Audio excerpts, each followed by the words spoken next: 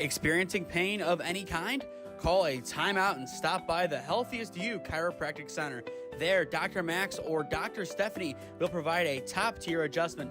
Then you'll unwind in their therapy room. Visit their website at www.thychiro.com or call 440-238-3338 and book an appointment today. The Healthiest You Chiropractic Center, keeping Strongsville pain-free since 2013. Looking to get in shape and join a great community? Look no further than CrossFit Strongsville. We offer classes taught by our amazing staff of coaches. If going solo is more your speed, stop in for our open gym hours. Visit our website at CrossFitStrongsville.com to learn more and view our schedule. Visit our new location at 12608 Alameda Drive in Strongsville. Strongsville CrossFit, you're worth it. You deserve to be healthier and happier.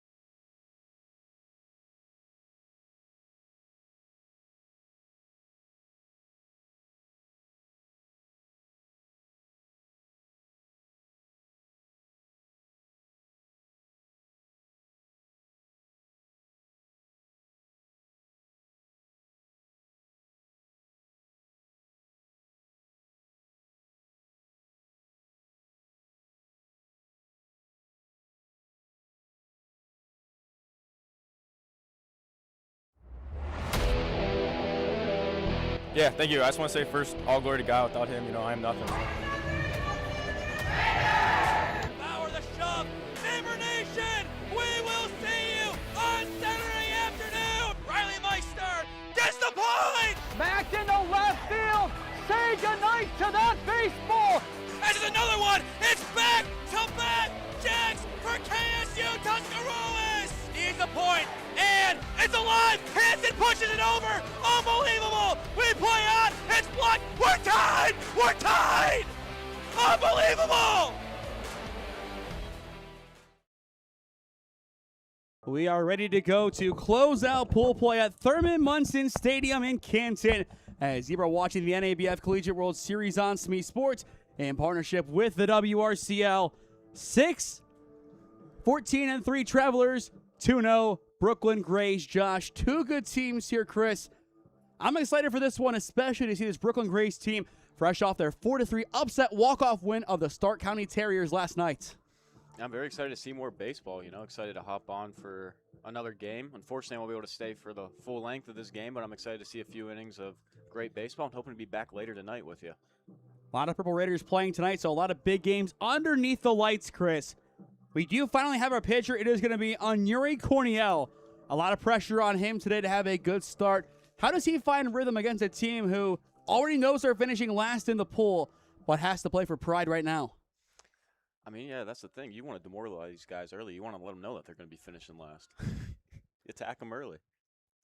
It'll be Encarnacion, Jackson Frame, and Luke Holtzman leading it off. This team isn't a bad team. I want to put that out there. This is a good roster, a lot of good players, especially from Lorain County Community College, who we have seen quite a few fair times. As we know, what Jake Solomon has been able to build with that team. Bunt to begin the game, down the left side towards third, and it is going to go foul. What a call to let it roll. Whew, that was a smart decision there to let that roll. I thought it was going to stay fair, though, but he's just solved. I mean, he definitely has a better angle than us on how that ball is going to go. So, an excellent heads-up play there by the third baseman, Zaire Roberts. This is why this team is so successful. Keep in mind, this is the quote-unquote A team.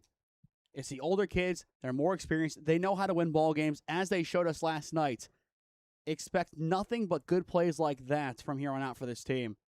The 0-1 connects, and we still have that delay. The delay calls get me every time. I'm like, it's not necessary, I don't think. Hopefully we'll have a more clear-cut description of the balls and strikes for the semifinals. I would hope so. Or a swing and miss would help. Okay. Or a line drive. That is true. Something that we can easily see. As time is called by Encarnacion, the rising sophomore out of Rochester Community and Technical College. Fortunately, the trees in the background are blocking us on the view of the beautiful city of Canton, Ohio. I mean, great downtown view for a little bit more elevated, but it's all right. Otherwise, it's just trees and the highway. I-77. And a distribution factory. Cornelius 0-2, swing and a miss. Couldn't make it any clearer. One up, one down. You can hear that bench already, Chris. The energy's there. They always bring the energy. That's what makes this team so special. Again, going back to last night against the Terriers, just being there, getting to witness that walk-off, they went berserk when they won that game. It was crazy to see. It was awesome to see, really. It was what baseball is about, in my opinion. And my question to you is, were you going berserk too? I was just stunned. I didn't believe it was happening. I thought for everything in that game, Trey Martin got the winner in the top of the inning with his bunt. I thought he won the game. Clearly, and I mean pretty clearly, I was wrong. And I'm sure the Grays will be the first one to remind me of that fact.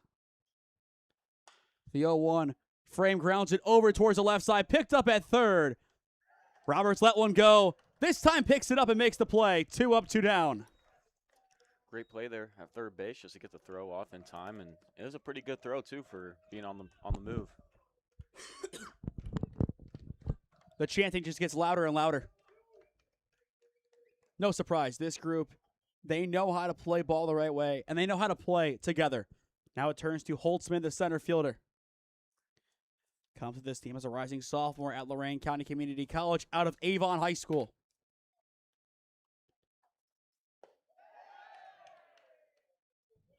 And okay, that would be a ball. I was waiting for it. I was giving it a few seconds. I'm kind of surprised. It looked pretty good from Cornel. It was close. It was close for sure. You just never know with these delayed calls. So maybe they'll call it when we're leaving tonight. The 1-0, swing and a miss. Back to the strikes we go. 1-1 counts. Cornel comes to this team by way of Grant Street Campus. Remember the class of 2027. 1 ball, 1 strike count on Holtzman. Awkward poke over towards short. Throw to first. It is in time. A nice play by Jose Reyes to end the inning. That'll take care of the Travelers in order. Middle of 1 at Thurman Munson Stadium. Scoreless on SmeeSports. Experiencing pain of any kind? Call a timeout and stop by the Healthiest You Chiropractic Center. There, Dr. Max or Dr. Stephanie will provide a top-tier adjustment. Then you'll unwind in their therapy room.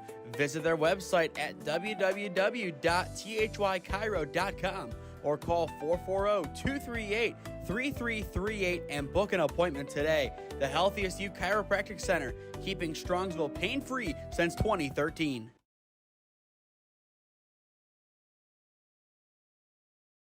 Looking to get in shape and join a great community? Look no further than CrossFit Strongsville. We offer classes taught by our amazing staff of coaches. If going solo is more your speed, stop in for our open gym hours. Visit our website at CrossFitStrongsville.com to learn more and view our schedule. Visit our new location at 12608 Alameda Drive in Strongsville. Strongsville CrossFit, you're worth it. You deserve to be healthier and happier.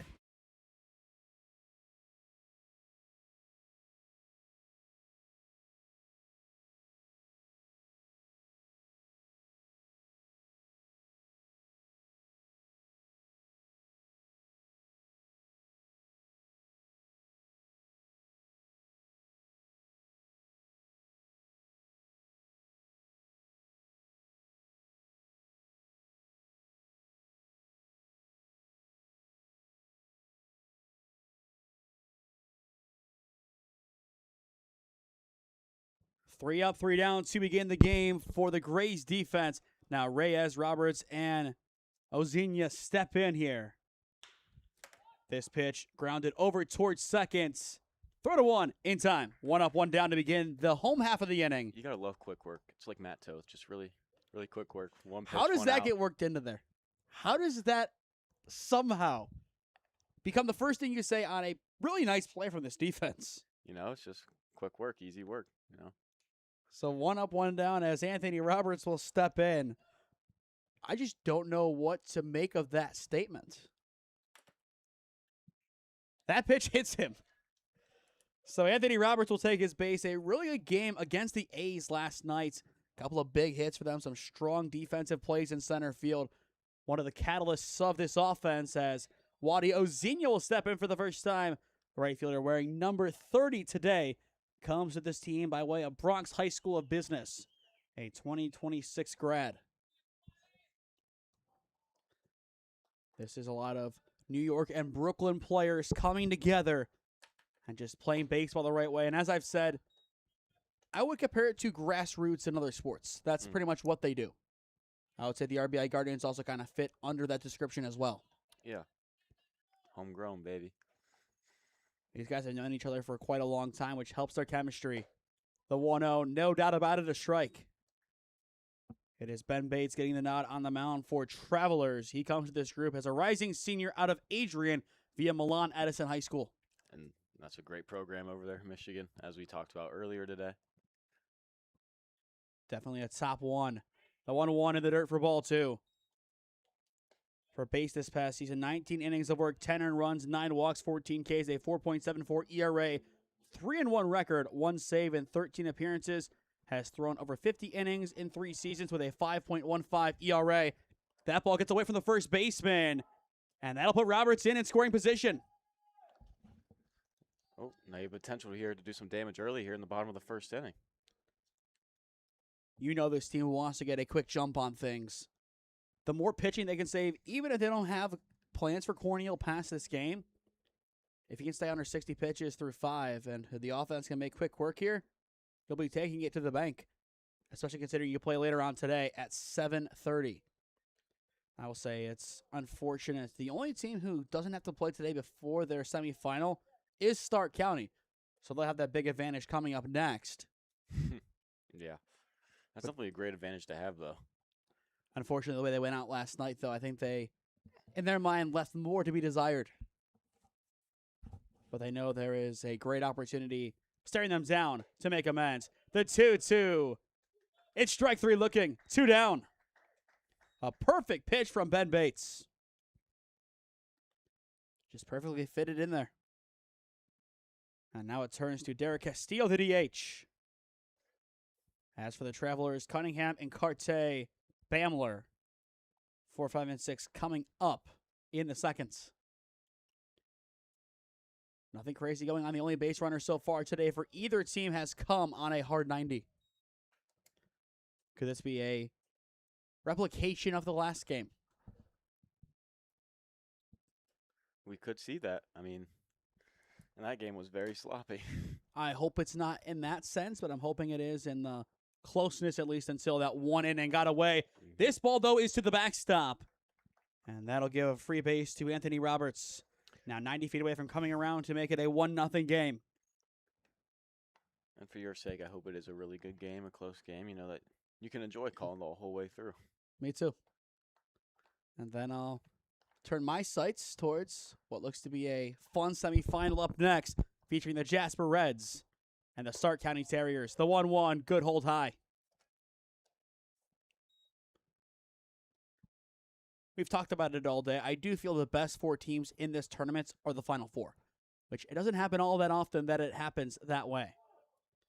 Every team has a good chance to win. You look at what the Grays have done. Undefeated, a statement win last night. Jasper, a statement win this morning. The Lumber Company, they have, no matter how it happens, have had great success to end seasons winning games. Mm-hmm. This ball flown into center field and down for a base hit. 1-0 Grays on top.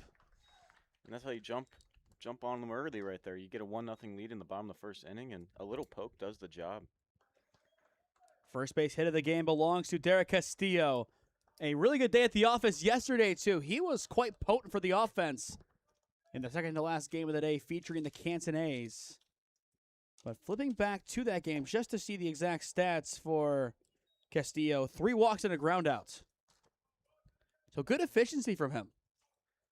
And looking at it, a lot of those players are not in the starting lineup for this game, so that could mean a couple guys are getting rested.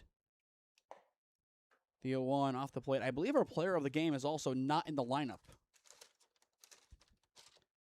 Double checking to make sure. Yeah, Darier Casado, the catcher, went 3 for 4 with 2 RBIs yesterday. He's not starting. A lot of these names are just not starting. I think half the guys are kind of in that are borderline starters. A couple main guys are in, of course, but otherwise a lot of second teamers coming in, getting reps to let the first team be ready to go and fresh for their game tonight. I think that's a smart approach to do as well. They managed it well. The 1-2, deep fly ball to left field, carrying back. Is this one gone? Yes, it is! A 2-run shot for Zaire Roberts. Make it 3-0 Brooklyn. They continue to spread the news. Oh, man, that was a beautiful shot to left field. And that's the second time today we've seen a ball get absolutely demolished. Second inning dating back to last night in a row that the Brooklyn Grays, Josh, have hit a home run. And to be more specific, a 2-run home run. What a statistic. And you talked about it, them wanting to jump on them early, and that's exactly what they're doing here. 3-0 already in the bottom of the first inning. And now it goes to Fortuna. He'll ground this one weakly over towards short. Throw to 1. Did he establish? Yes, the inning is over. But what a shot over the left field fence by Zaire Roberts. Through 1. 3-0 your score as you are watching NABF Collegiate World Series baseball on SmeeSports. Experiencing pain of any kind? Call a timeout and stop by the Healthiest You Chiropractic Center. There, Dr. Max or Dr. Stephanie will provide a top-tier adjustment. Then you'll unwind in their therapy room. Visit their website at www.thychiro.com or call 440-238-3338 and book an appointment today. The Healthiest You Chiropractic Center, keeping Strongsville pain-free since 2013. Looking to get in shape and join a great community? Look no further than CrossFit Strongsville. We offer classes taught by our amazing staff of coaches. If going solo is more your speed, stop in for our open gym hours. Visit our website at CrossFitStrongsville.com to learn more and view our schedule. Visit our new location at 12608 Alameda Drive in Strongsville.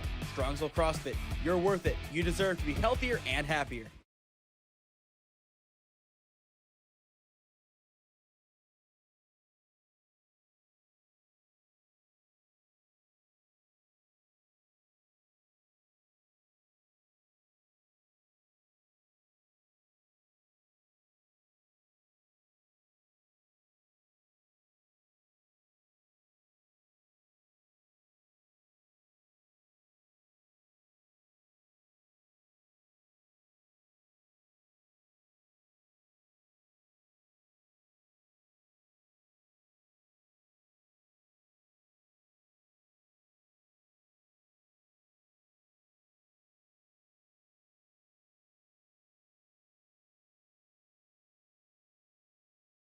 Well, if you weren't taking this Brooklyn Gray squad seriously after last night, you need to start right now, Chris. What a start. 3-0 your score.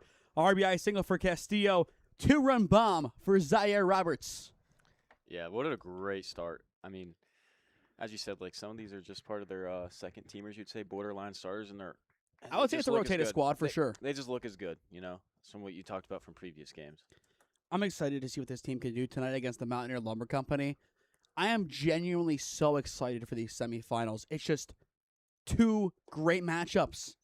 Teams that match up well against each other, too. And I'm excited to be here right now. I'm hoping to make it back for at least the the 7:30 game. I think that will definitely be doable. We just got to see. But as a SmeeSports ambassador, I'm just very excited to be here. I'm sure you wouldn't mind at least tuning in to see a little bit of Ty Dennison Shove Day. Oh, that would be great if I could see some of that. I think he might go the distance. 2-0 off the plate, but still called a strike. Unless they're up 10-0 in the first inning, then they'll probably just say, you know what, we're going to make a change. I don't think it's going to happen. I'm pretty sure Jasper still has 2 to 3 arms available. I could be wrong. Most of their now 12-man roster, because of injuries, has pitching. Mm-hmm. They've pitched at some point this season because I think their best record pitcher is Jaden Gates. He's not available anymore, but he's 3-0. But I think 4 or 5 guys are 1-0. And they're going into that game 15-1. That's really good. It's 15-1 versus, I think, 21-5. Ooh. It's a good semifinal. Count 3 balls, 1 strike. Caught on the tip. We're full. Really haven't talked much about Anyuri Corniola, but so far, so good for him. Overall, just an impressive group, the Brooklyn Grays. Josh. Of course, the teams, Josh and Gibson, calling back to his historic career in the game. Payoff pitch well inside for ball 4. And I don't think it hit him. No. It doesn't matter even if it did. The only way it would is if Cunningham was thinking to. I don't think that was ever going to be a conversation there. No. That ball was way inside. I don't think it hit him, but, I mean, definitely got him alert, though. That'll do it as Decker Encarte, the third baseman, steps in. Big spot for him, 1 on, none down. If there was ever a time for the Travelers to get an early jump in a game, it's here. They had a 2-0 lead last night they squandered. They want to make amends for that, as if they won that game, they would have had an outside chance to make it to this round, but all hope would have been lost. No, actually, they could have made it if they would have won, because then you'd have 2-1, you'd have your 3-team doomsday scenario all 2-1 to decide who actually gets through instead of the odd man outs coming in as the 4 seed. So 1 win could have brought them all the way up to the 1 seed, depending on how their run differential looked. Dang. That just feels so wrong, but it's accurate. 1-0 counts on Encarte. Cornell trying to settle it back down for the Brooklyn Grays defense. Encarte underneath it, flies this ball towards right field. And it is going to get down. It splits them. So both runners will be safe. It just drops in no man's land. Looks like a guard's ball hit right there. Just placing it in the perfect spot where no one can get to it. And it's funny because that's their first hit of the game. A hit is a hit. That is true. A hit is a hit. And they have 2 guys on with no outs. Which is a great opportunity here.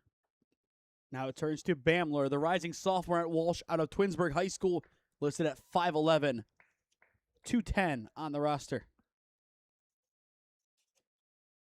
But this Travelers team, a lot of players from a lot of different situations in life. You have a couple of guys who graduated high school in 21 or 22, but listed as a sophomore.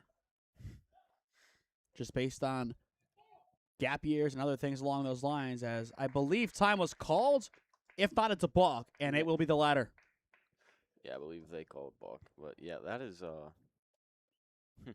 they have runners in scoring position. I don't know, Smee. This looks like a very good opportunity to. The wheels / lead can come off quite quick. Honestly, both could. Of course, the wheels, that's the classic baseball term. The wheels falling off. You kind of know exactly what that one means. Yeah. Light swing, fouls it off. 0-1 counts. After Bamler, it goes to Wassley, the catcher. But the Travelers team, as we've said, playing for pride here. They're not getting moved up anywhere in the standings. There's nowhere else for them to go. They will be the 4 seed. They will have to play after this. And they are looking for their first win at this NABF Collegiate World Series. One team will end up getting their first win. The 0-1, ground ball over towards shortstop. Throw to one. It's in time from Reyes. First out of the inning, but it drives in the Travelers' first run of the game. And that's the first run of the game, just like you said, and that's how you chip away. And you still have a runner on second in scoring position with only one out. Still have the potential here to just continue to gnaw at this lead. The classic trade-off, an out for a run. Every time you do it. Now it goes to Wassley, the catcher. He comes to this team by way of Hilbert College and Huron High School. Listed at 5'9", 200. Has 22 career hits at the collegiate level, but interestingly enough, Chris, he has 11 in each. He's right down the middle. Played in 49 total games, 29 of which were starts in 2 seasons for Hilberts.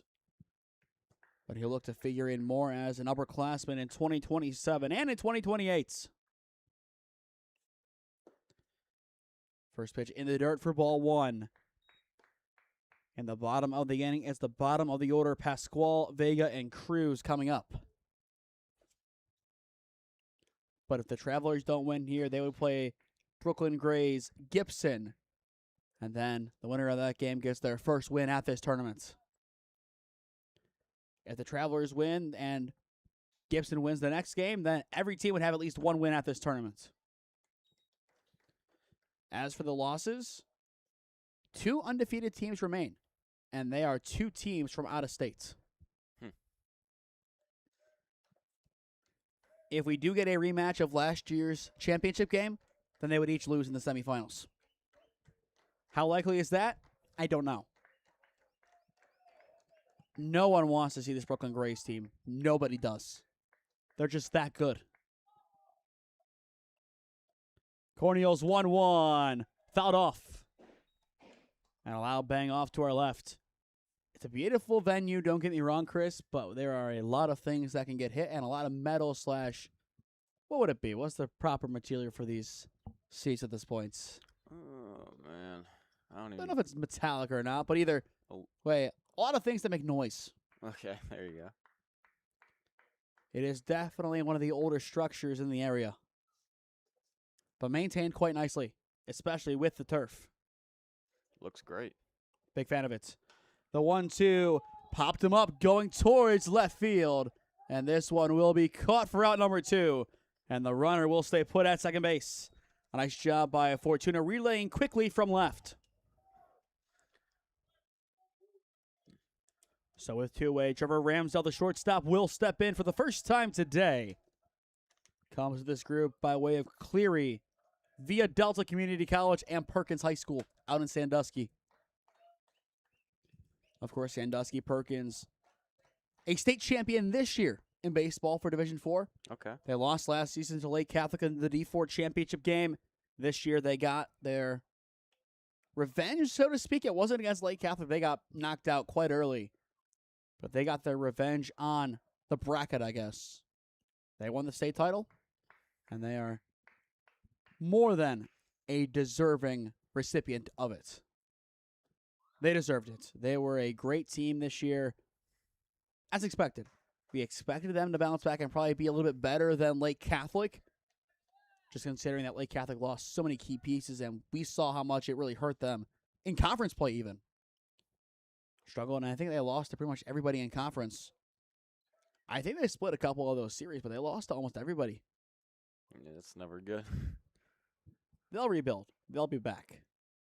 Cornel back at it as this one is squibbed over towards third, but a foul. Ooh, right off the foot. Painful one. Can't feel good at all. Never does. Never gets easier. And these are some interesting jersey numbers. 96. I'm like, I like the choices here. keep in mind, I think everybody's wearing the same jerseys that they have for the actual Grays team back home, which is 52 players. Okay, so It makes a lot more sense. I kind of just divided them, and unless somebody's missing a jersey, I think they just kind of split the numbers. We could check during the break because I have both rosters side by side and see if there are any repeat numbers. The 0-1, good hold. We'll check now, actually. I mean, at first glance, they look like all different numbers and look like a team that kind of just got divided and jersey numbers kept, almost. No repeats stick off the page. So I think it is. They just divided the roster. Everybody kept their jersey numbers. So these weird numbers, so to speak, they make a lot more sense. It's almost rare to see like a number 1 or a number 7. The 1-1, high and out for ball 2. As for the Travelers, 96, 77. Those I can't explain. I can explain the Grays. I can't explain the Travelers. They have 0, 4, 8, 10, 11, 17, 22, 23, 25, 33, 34, 35, 41, 43, 45, 51, 52, 55, 60, 63, 77, 96, 99. I just... A lot of interesting baseball numbers for the Travelers, but I think, again, you're in agreement the Grays that have the same kind of obscure numbers. It makes more sense. That does make a lot more sense, though. What a pull, though. A 9-6. Flip it around? No. 69. 2 balls, 2 strikes, the counts. Cornell looks to end the inning. And he will just miss. Wow. That was close. The umpires have been stingy on the outside edge today. And I feel like that is a classic example of it. Yeah, they've been right on the edge today, like, on the plate. Like, it's been really close. Like, there's been, like, and it's been delayed calls, too, each time. Like, it's a strike, so it's like we just don't know. Coin flip. Yeah. Maybe he has the random number generator in his AirPod. All right. Could. Maybe. Probably not. Payoff pitch. Misses low for ball 4, and I think this is a harsh walk surrendered by Cornell, considering he probably should have been out of the inning. But it's been like this all day, so. It was yesterday. It's been tough, and I don't want to really read too much into the calls that are made, but it's been an issue across the board, in my opinion, even from night 1. We've had, what now? I'm trying to think how many games we have left. This is the 8th game inside of Munson Stadium, and we've talked about it in all 8s. Time called here, just a conversation has settled down. Cornell. I don't think the Grays are really going to put too much into this game pitching-wise. Maybe 1 or 2 guys out of the pen that they won't use in the next 2 games. Do you really fight that hard for the undefeated record, even though it means nothing? Or do you think a loss here gives you negative momentum and you're not going to be able to ride the high of last night against a different opponent unless you win? I'll be honest with you, Smee, I just don't like losing, so that'd be my perspective. At the same time, it's not like basketball or football where you can throw everything at them because you have a week off. Baseball, you throw more arms than you really can afford to, your next games are messed up. And we've seen that even in the WRCL. You go back to 2024, Premier lost a championship game by 20-plus runs because they had no pitching. They had position players on the mound in the 2nd inning. Yeah, that's never good. They brought 2 guys in. They had to use both guys to get out of the semifinals. And again, they just had nothing else left in the tank. Count 1-0 on Caleb Melendez, the number 9 hitter, wearing number 6 today. Rising sophomore out of Adrian via Amherst Steel. Melendez grounds this one over towards first base, knocked down, and a great cover play from Cornell ends the inning. That's how you get it done. Great communication by the infield. They get out of the jam. The Travelers, plate 1, middle of 2 at Munson. 3-1 your score on SmeeSports. Experiencing pain of any kind? Call a timeout and stop by the Healthiest You Chiropractic Center. There, Dr. Max or Dr. Stephanie will provide a top-tier adjustment. Then you'll unwind in their therapy room. Visit their website at www.thychiro.com. or call 440-238-3338 and book an appointment today. The Healthiest You Chiropractic Center, keeping Strongsville pain-free since 2013. Looking to get in shape and join a great community? Look no further than CrossFit Strongsville. We offer classes taught by our amazing staff of coaches. If going solo is more your speed, stop in for our open gym hours. Visit our website at CrossFitStrongsville.com to learn more and view our schedule. Visit our new location at 12608 Alameda Drive in Strongsville. Strongsville CrossFit, you're worth it. You deserve to be healthier and happier.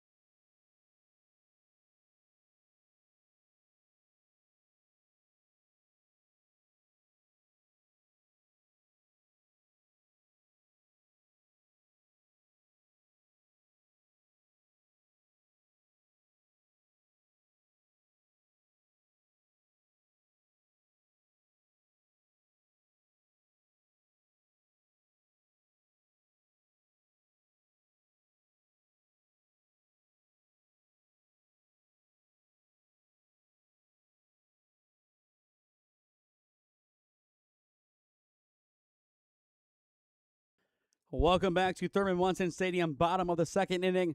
We thank Chris for joining us today for the time that he did. Hopefully we'll have him back at some point today for that last game. But it'll be me flying solo from here on out. Until that happens, fly ball sent into right field to begin the inning. And it's going to drop in no man's land. It splits the defense perfectly. Center, second, and right all convene. But it's a leadoff base knock for Roberto Pasquale, the second baseman. We saw a blue single like that for Encarte in the top of the inning.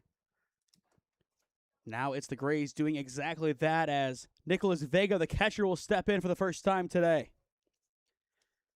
Comes to this group as a member of the class of 2028 out of the American International College. As we have mentioned a few times, this is the older of the two teams. So these are the players that are probably their A team, so to speak, and still, it's a semi-rotated squad from what we saw yesterday, since this is a throwaway game, essentially, that is only going to eat up a pitcher. But they want to win. They want to win this game. They want to show that they still mean business in this tournament before they play tonight at 7:30 in the nightcap. And I think these guys are ready to be back in the stadium, as the amount of times I've heard today, we should have been in the stadium last night from these guys, it's impressive. And they were absolutely right. The 0-2. It is strike three looking. No, it's not. He looked like he was about to punch him out. These signals are just so inconsistent. Count 1 and 2. It looks good from here as well. So another life for Vega. That time he'll swing and miss. One down. Second strikeout today for Ben Bates. That'll bring in Peter Cruz, the first baseman. He comes to this group by way of State of New York Broom, or SUNY Broom, SUNY Broom, however you want to describe it, Broom. You go back to our first collegiate game for Tri-C. It was a doubleheader against Broom, in which Tri-C, of course, won both games, as that was a part of their 41-game win streak. First pitch, Bates hits the edge of the zone for strike one. 3 runs come across in 1 inning for Brooklyn. Castillo's RBI, Roberts' 2-run homer. Now a 3-1 lead after giving up a run. Last inning, grounder to the pitcher. Now past him. Throw to first in time. He just didn't run it out. And he had a chance to beat it out, too. Don't know what exactly happened there. But we go back to the top of the order with Jose Reyes, the shortstop. That's a weird one. In the third, Encarnacion, Frame, Holtzman. Top 3 due up for the Travelers. But you have to hustle that one out. That's not the energy that we've seen from this team. That's not the grit and grind that we've seen from this group to put them in a spot that they could be realistically 2 favorable games away from a tournament championship. I would say they will be the home game or home team potentially in both. I don't know how a 1 versus 1 or a 2 versus 2 title game would be decided as to who's home. We'll have to see. Tiebreaker, so runs allowed probably. So looking at the 1 seeds, Jasper, they gave up only the 5 today. The Grays gave up 3 last night. Did they give up any to the other team they played? I don't know. They did. Okay, the home team would be Jasper. Weak contact off towards the left side. A dribble it to short. Throw to 1. Close, but just in time to end the inning. It's a great throw across the diamond from short. And that'll take care of Reyes and the Grays. No damage done in the second. To the third we go. Score remains 3-1 Brooklyn Grays. Experiencing pain of any kind? Call a timeout and stop by the Healthiest You Chiropractic Center. There, Dr. Max or Dr. Stephanie will provide a top-tier adjustment. Then you'll unwind in their therapy room. Visit their website at www.thychiro.com or call 440-238-3338 and book an appointment today. The Healthiest You Chiropractic Center, keeping Strongsville pain-free since 2013. Looking to get in shape and join a great community? Look no further than CrossFit Strongsville. We offer classes taught by our amazing staff of coaches. If going solo is more your speed, stop in for our open gym hours. Visit our website at CrossFitStrongsville.com to learn more and view our schedule. Visit our new location at 12608 Alameda Drive in Strongsville. Strongsville CrossFit, you're worth it. You deserve to be healthier and happier.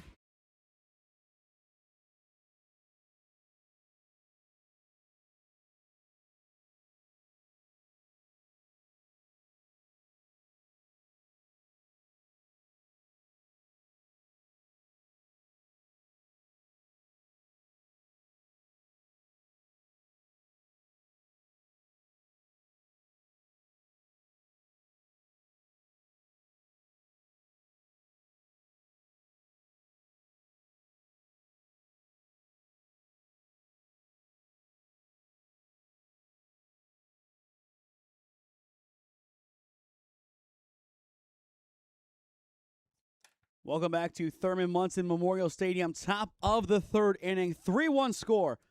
As you are watching the NABF Collegiate World Series on SmeeSports in partnership with the WRCL. For Travelers, it'll be the top of the order back in here. Encarnacion, Frame, and Holtzman down by 2. Competitive game so far in the final matchup of pool play across both pools. A fun way to close it out so far. We've had some good baseball, but the difference as things stand is Zaire Roberts' 2-run homer that came back in the first inning after the RBI single from Castillo. That is quite literally the only point of difference between these two teams. If you erase that hit, it's a 1-1 game. Speaking of 1-1, that's the count here. Corneal back to work. He'll miss it high that time for ball 2. Stick with us after this. Big game coming up next. Jasper versus the Mountaineer Lumber Company. Jasper will be the home team. The Terriers, albeit in their home stadium, will be the road team. We'll see how that messes with them. So far in this tournament, they have been, I believe, the away team in all 3 games. They were away on Thursday night. They were away last night, and against the Travelers, no, I think they were home against the Travelers. So 2 of their 3 games, they have been the away team. And in those games, they are 1-1, but of course, the heartbreaking loss last night in extras. 2 balls, 2 strikes, the count on Jackson Frame. Or Encarnacion, rather, as he will foul this one off. It's Frame in the on-deck circle. Encarnacion this past season, a .287 average with 17 RBIs, 3 doubles, and 1 home run. It does appear the other Brooklyn Grays team is back to cheer on their team as they are playing up next at 5 o'clock on Munson 2 to close out their tournament in the match for 7th place against Travelers. So they know exactly who they are playing. Everybody knows who they are playing from here on out. The 2-2 up high. Full count 3-2. As for B2, they will hang around here to play in the 5th place matchup, taking on the Canton A's tonight. And that'll close out their WRCL season for the most part. 3 balls, 2 strikes the counts. Cornel's payoff pitch. It'll be wide for ball 4. It's a leadoff walk for Derek Encarnacion. And now the chanting will come out of the younger of the Grays team. We saw from the older team during the other game. These guys support each other quite a bit. It's awesome to see. Typically, they're all on one roster. But not for this tournament. Split up between the 2 teams.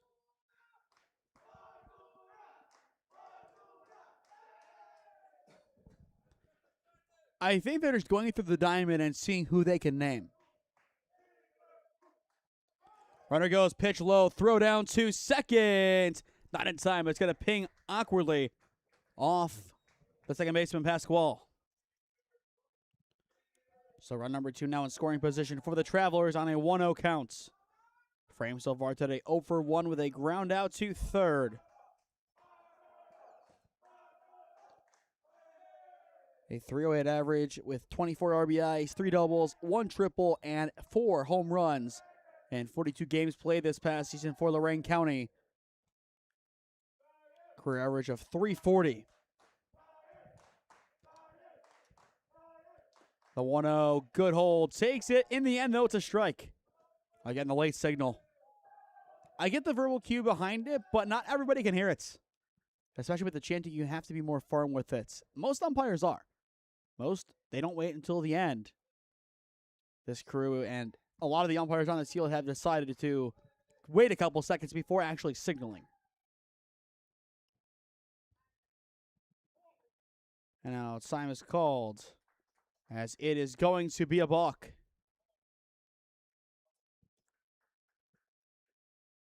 So now run number 2, 90 feet away from coming around to score.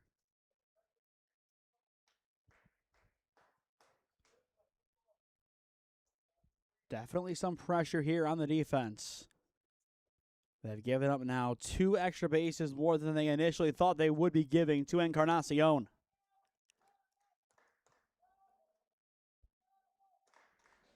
Here's the 1-1, swing and a miss. Or actually, it was 0-2. Okay. I don't know which one else he signaled a strike. That's the issue with it. 1 down. 2 strikeouts today for Cornel. It's frustrating. It really is. Just signal it. No one can hear it up here.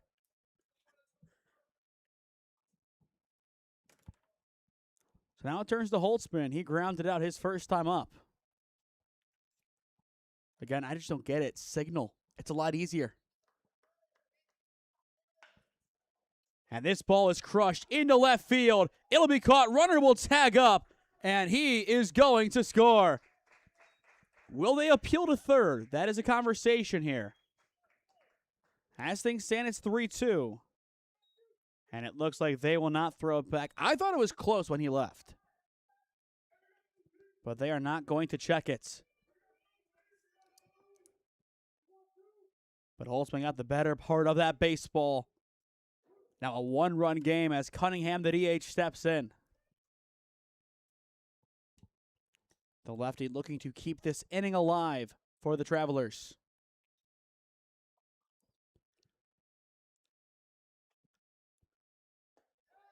First pitch easily there for a strike. And off to our left, it does appear that the Stark County Terriers have made their way to Thurman Munson Stadium for the first time today as they get ready to go to take on Jasper. The 0-1 goes for the outside and won't find it. As we've already reported today, it appears Ty Dennison will be on the mound to begin the game for the Terriers at 5. So going with their big ace in the semifinals. The 1-1 swing and a miss. In my opinion, that is the biggest sign of respect. You fear a team or you think a team is that good that you throw your ace a game early just to make sure you win the game. It says a lot about the Jasper Reds and what they've done at this World Series so far, undefeated at 3-0. And now time is called.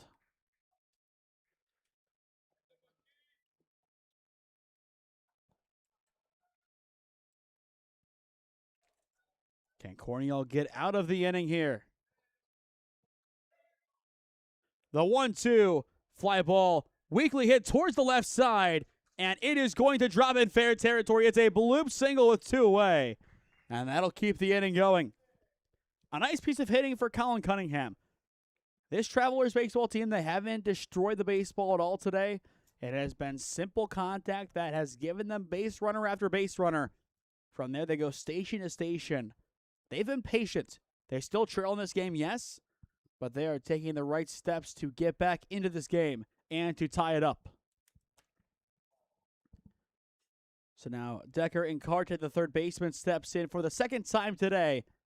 Already 1 for 1 in this game with a base hit back in the second inning. That was the blooper hit shallowly into right. First pitch will miss low for ball 1 for the Grays. Anthony Roberts, Ozina, and Castillo. 2 through 4 coming up in the home half of the third inning.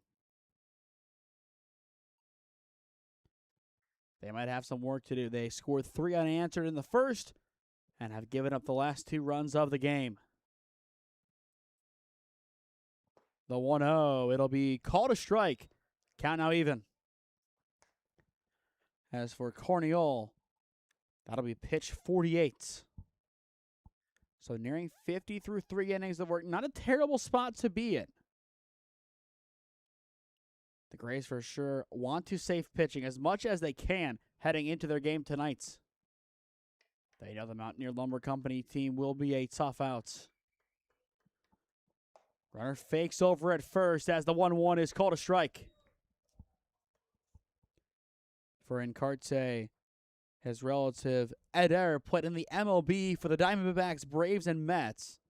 He won 3 consecutive Gold Gloves between 2016 and 2018 and was a member of the 2017 NL All-Star team. So baseball runs in his family.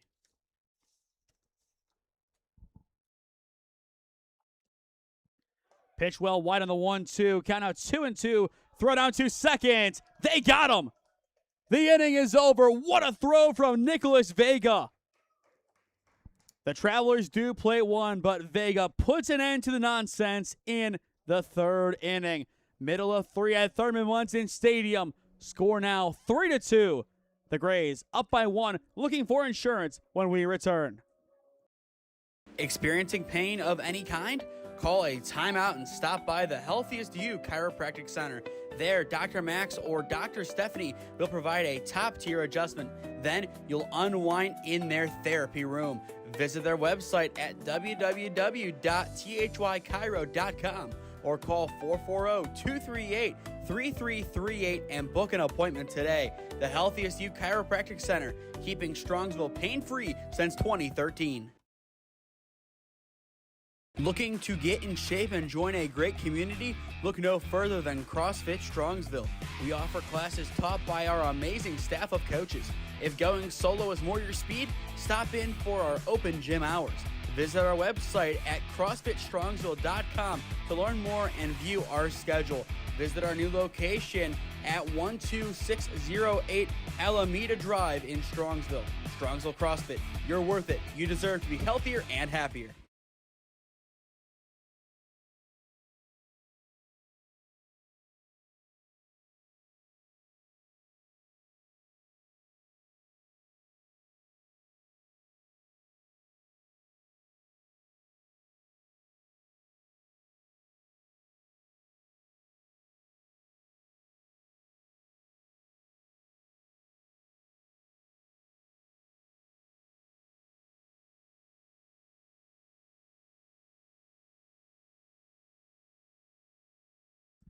Welcome back to Thurman Munson Memorial Stadium, bottom of the third inning. 3-2 your score. It is the Brooklyn Grays on top of Travelers Baseball as you are watching the NABF Collegiate World Series on the SmeeSports YouTube channel. It looks like the umpires were taking a vacation, and now they make their way back to the diamond. They kind of disappeared for quite a while. The Travelers defense looks ready to go. They've looked ready to go. And now the umpires are in position as Roberts, Hosina, and Castillo all step in. Roberts, he got hit by a pitch his first time up, and he'll foul that one away. It is worth noting for the game on field 2 that it cannot start until this game is done. So that is a bad beat almost, considering the fact that this one is probably going to not be done in the next 45 minutes, as I think you'd probably have to have it done at 4:30 to start that game on time at 5. So I'm thinking we'll probably have 5:30 and 8 start times for the final 2 games here in the semifinals, which could also add to the drama. The 0-2, there it is. Strike 3 looking.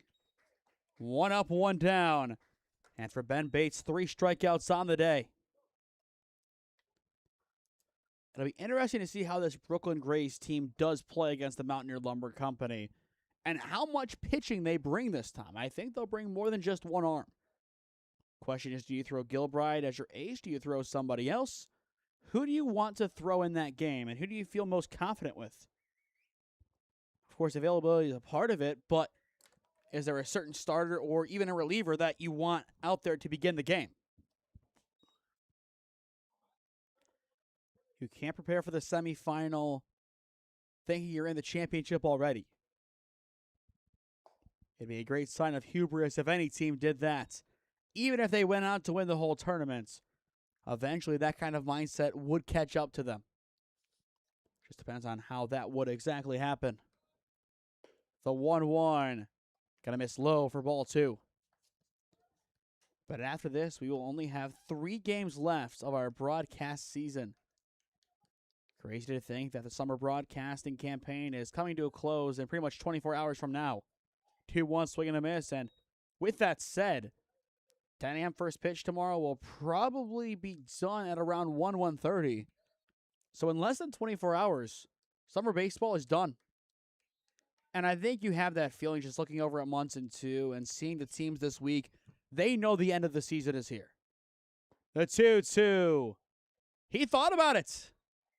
Again, you can't pretend to step back and not punch him out. Full count, 3-2. And here comes the payoff pitch. Ground ball played over towards third. Throw across the diamond to 1. It is inside, a nice pick for out number 2. That was Encarte with the throw. We talked about him last inning. But we will see him once again as Vega ended the inning on his own terms, picking off a runner, stealing second. So Encarte, Bamler, Wesilly, 5, 6, and 7 due up for the Travelers in the 4th. But so far, a really good back-and-forth game to close out pull play. It looked like for a split second that this was going to be a rout. Easily could have been. But now a 1-run game. The 0-1 off the dish. Count now even.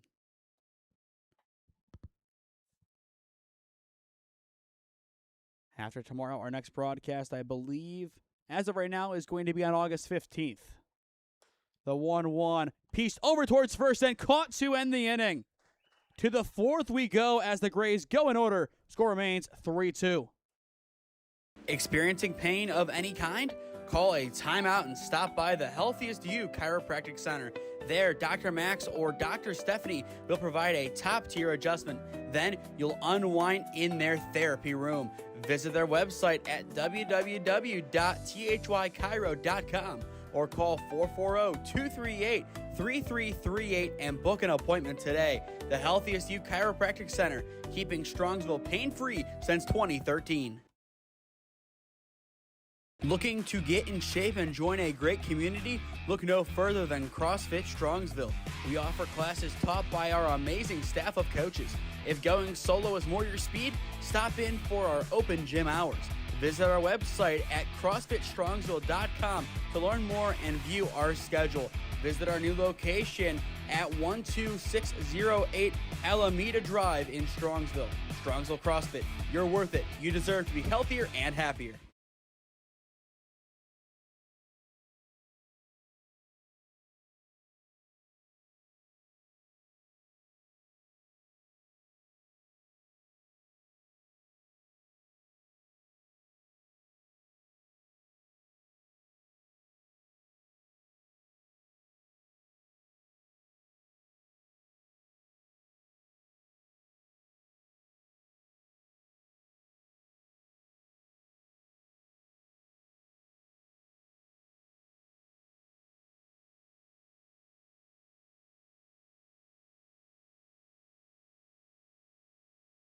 Three innings complete, 4 left to go in our final pool play game at the 2026 NABF Collegiate World Series. After this, it turns to the business end of this great tournament.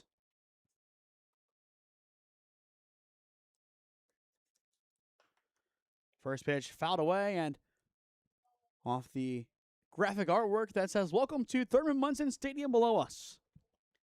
Of course, we don't have that angle available, but it's a beautiful diamond, beautiful facility.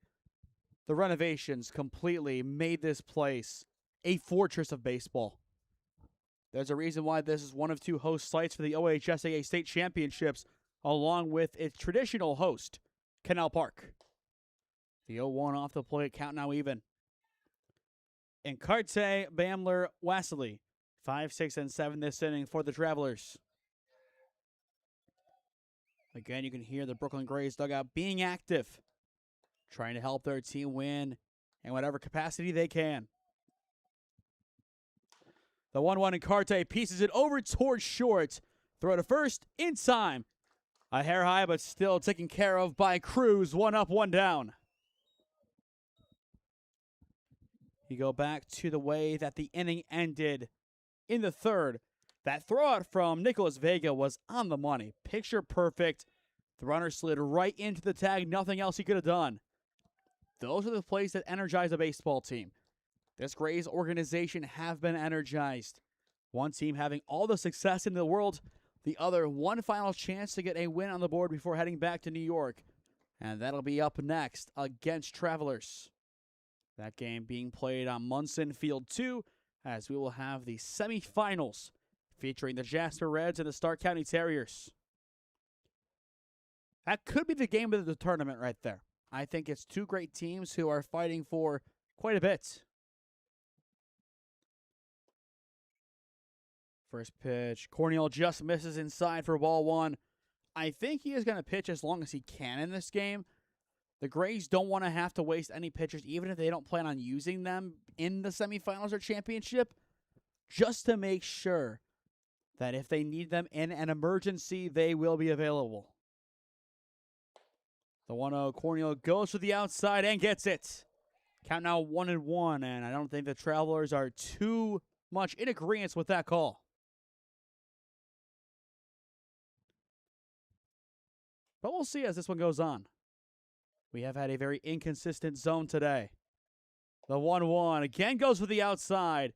That time doesn't get it. It was quite similar. We've had it all day, though. But don't let that take away from what has been a very fun tournament to watch. From night 1 forward, it has been great game after great game. We have had a lot of good baseball played here with 8 great teams. A lot of talent. Talents that without this tournament, we would not know about. The 2-1 in the dirt for ball 3. That's what's so special about these regional tournaments. You take guys from New York, Indiana, last year, Pennsylvania with 3B. Guys you really wouldn't know otherwise. You bring them together. All of a sudden, you're talking about these great performances.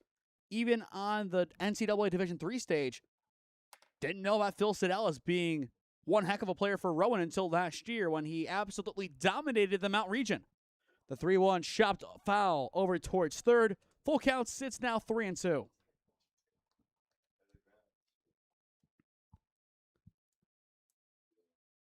But again, that's what this tournament is about. It's about finding these hidden gems, and we've seen a lot of them today. I think Zaire Roberts, that home run, puts him in that conversation for sure out of Rose State College. 3 balls, 2 strikes. Bamler looking to reach here with 1 down. Payoff pitch. He'll rope it again. Foul down the left field line. Good swings here. Good cuts. Good contact. Just still looking to find a breakthrough swing.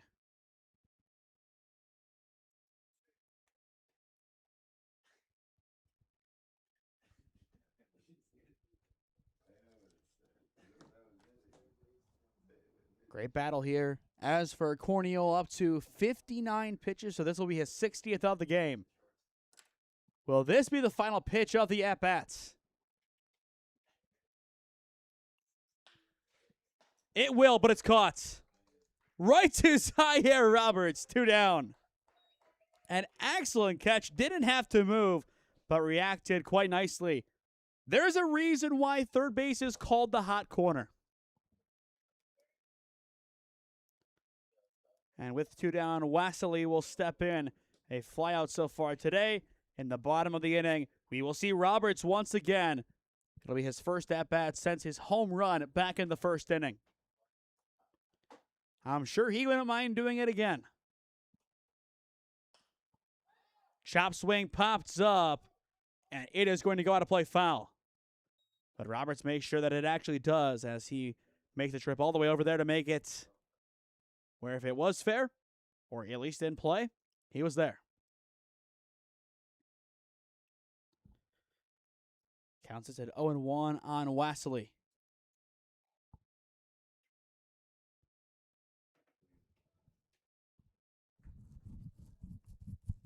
Corneal back at it. Goes to the outside. Won't get it. Again, it's been so consistent. Or rather inconsistent again. Over to our right, I think one of the Grays players just tried doing the ABS, which I think would have helped him out there. A couple of times for sure. Corneal's 1-1. Fouled off. Count 1-2. After Wassiley, it goes to Ramsdell, the shortstop. He walked his first time up.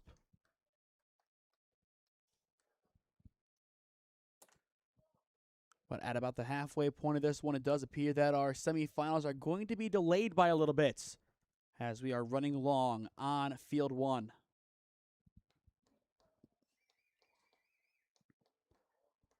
Corneal's 1-2, but first time called. So he'll have to do it again. And now time's called here. It'll be a word between the Travelers coach and the home plate umpire. The Grays will use this to have a powwow between Vega and between Corneal. In the meantime, to stay up to date on all the games that we are covering, follow SmeeSports on Instagram and TikTok, SmeeSports LLC on Facebook and LinkedIn, and SmeeFest 2024 on Twitter. As well, go down below and subscribe. While there is no added cost, it greatly helps out all that we do here at SmeeSports as we cover the best of Cleveland and Stark County. Finally, to round out, if you would like to become a broadcast sponsor with us, information is on your screen as to how you can make that happen. So it appears that whatever it is has been taken care of, and we should be good to go to get back to the baseball.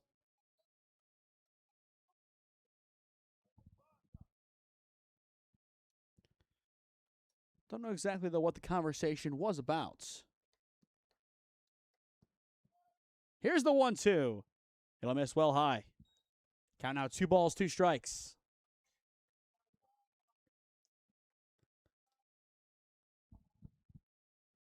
And still you can hear the chanting and the singing from the dugouts.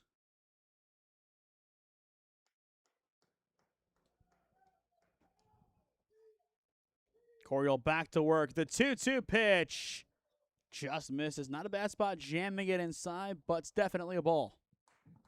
Full count 3-2 on Wassiley with Ramsdell in the on-deck circle still. Great battle here, extending this inning just a little bit. And here comes the payoff pitch. Fouled off again. This battle just continues. No quit from the Travelers. No surprise. We expected this team to battle. They know what they're playing for. It might not be a title, but they want to walk out of here with at least one win from this World Series. They want to show that, albeit the reason they are here is because of a couple of other teams dropping out, that they still belong. They still are a top team in the Western Reserve Collegiate League and are deserving of that bid. Payoff pitch, fly ball hit deep to right field. And this one is going to one-hop the fence and go over for a ground rule double. That's why you battle it out every single time. Wasili has a 2-out double for the Travelers. Tying run now in scoring position. That's a nice swing, plays it perfectly over the defense. No chance in right for Ozonia.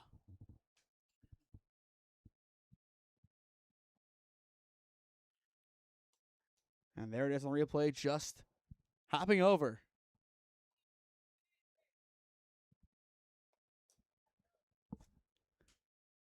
Can Ramsdell drive him in?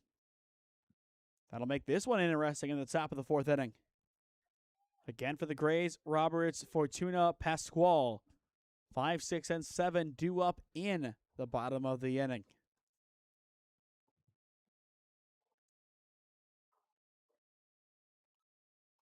And that pitch will hit Ramsdell. So 2 on, 2 down for Melendez. This becomes even more interesting as this might be the point where you do have to warm somebody up.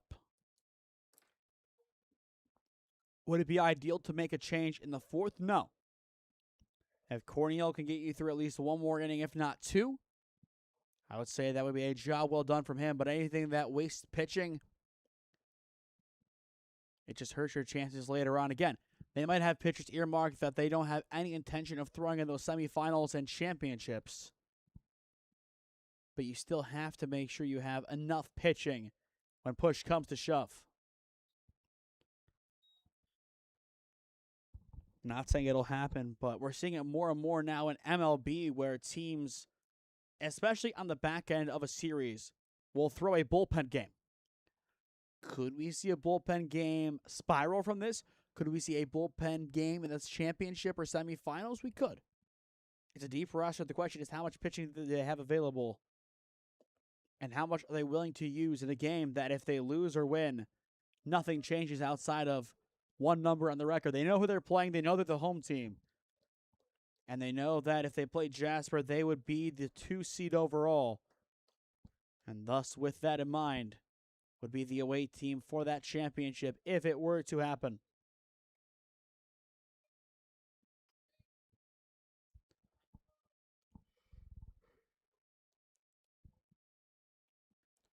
Count sits at 2-0. Nice block behind the plate by Vega. He keeps it in front.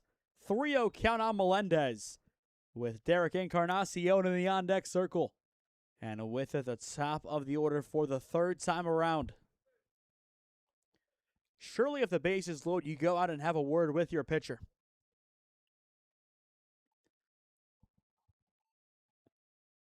But we'll see how they opt to play it. But one thing's for sure, this team does have a plan.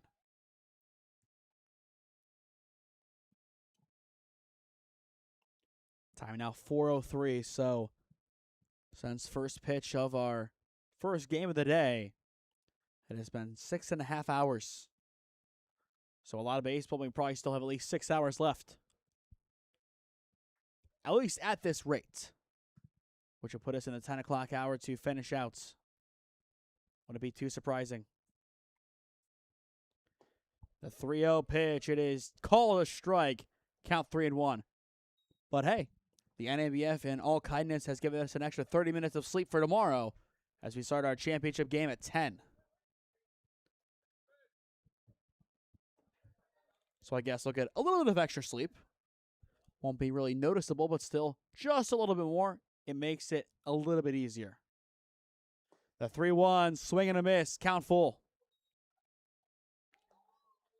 And I'm sure the teams playing in our last game today don't want it to run too long, as if they're playing as late as we did last night, look out, they are going to be exhausted tomorrow morning. And then from there, it just depends who wants it more and who has more left in the tank. From there, take your guess. Runners will be in motion. Payoff pitch high for ball 4. The bases are loaded. And still, Vega still implores Corneal to settle it down. He will have a word with him. I don't think the coaching staff will. But the Travelers are one big hit away from changing this game. Very similar to what happened last night. And they had the bases loaded. They just couldn't capitalize against the A's. They came close a number of times. On so many occasions, they came close in that game. But when push came to shove, that 6th inning went by for the A's. They slammed the door shut. They locked the door. They threw away the key. But a chance for them to make amends and make things right.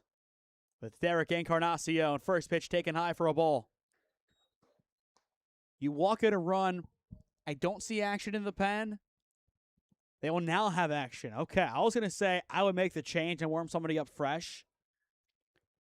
Xavier Sanchez is heading out to the bullpen. He will be warming up for this Brooklyn Grays roster.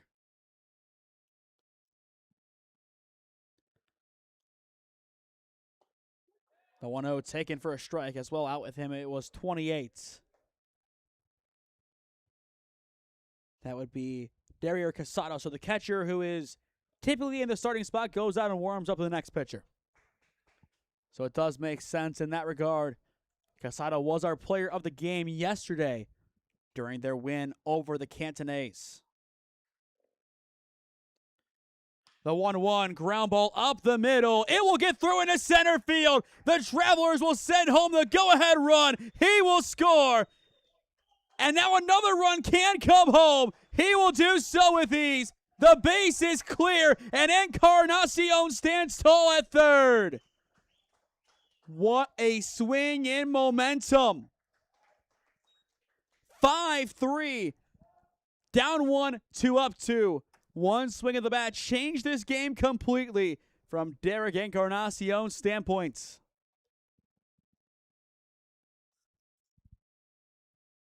Wow. They indeed have made amends for last night. The Travelers now have the lead. Frame will look to drive him home as well to further their newfound advantage.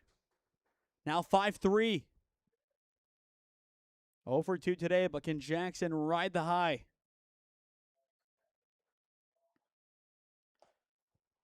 First pitch, he gets a piece of it, tips it back for strike 1. I do think Corneal's day will be done next inning. I do not foresee him coming back out in the 5th. I could be wrong, but I would be surprised as things stand if he were to do so. The 0-1, good hold low. Again, for us to stay on schedule, we would have to be done with this game in the next 23 minutes, which is not happening. Hopefully we do not get too far behind.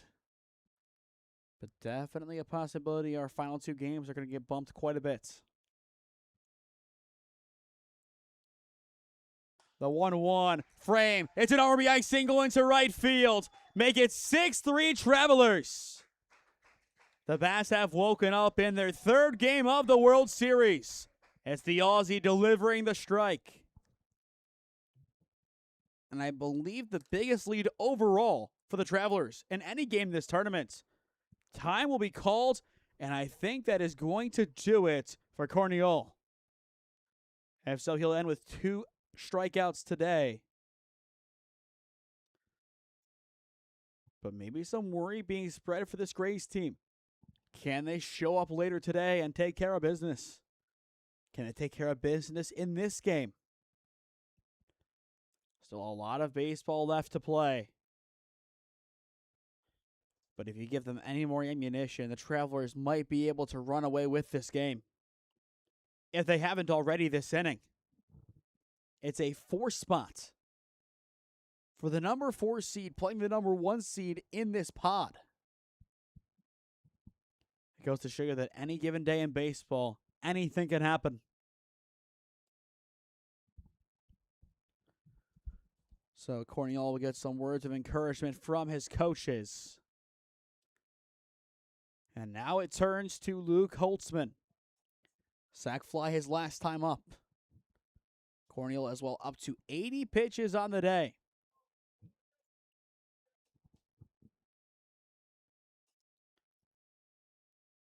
And on the umpires, they will have a conversation here.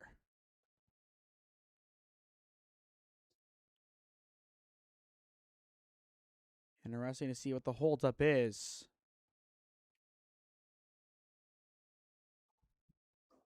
Okay, it looks like we might be going into the bylaws here. We'll zoom in on this conversation. Wait a minute, was that their second mound visit of the inning? No, the first one was player initiated, so no. That's the only thing I could think of here.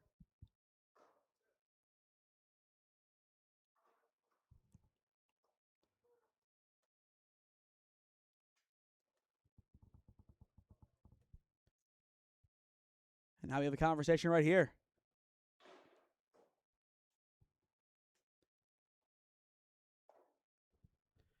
And I think Cornell's at the point where he is just going to throw a couple of pitches to stay warm. What exactly is this conversation? Whatever it is, one of the on-site staff members has been brought into the conversation. So clearly it's something.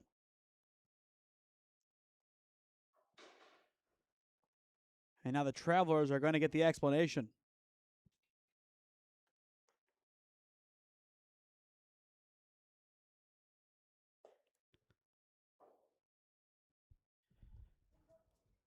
That's an odd one. It literally changes nothing about this next at-bats or what has happened this inning. So what was the point? I'm all for making sure everything's done the right way. But if you waste that time and nothing changes and a game we're already delayed in, what's the point? And Cornell was just warming up just to make sure he stays in the game and locked in. That messes with him. He was in his rhythm. He was pitching. He was having some issues, but still, he was in the swing of things. But had to make sure he was still there. So not an ideal situation for this defense.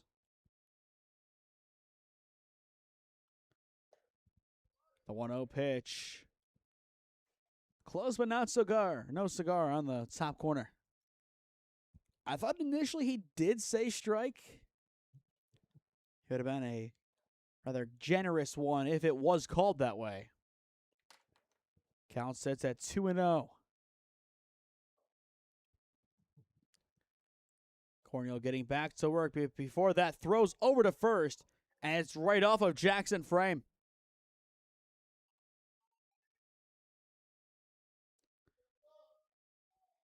Frame does appear to be good over at first. Never a pleasant feeling, though, getting pinged by the baseball in that manner.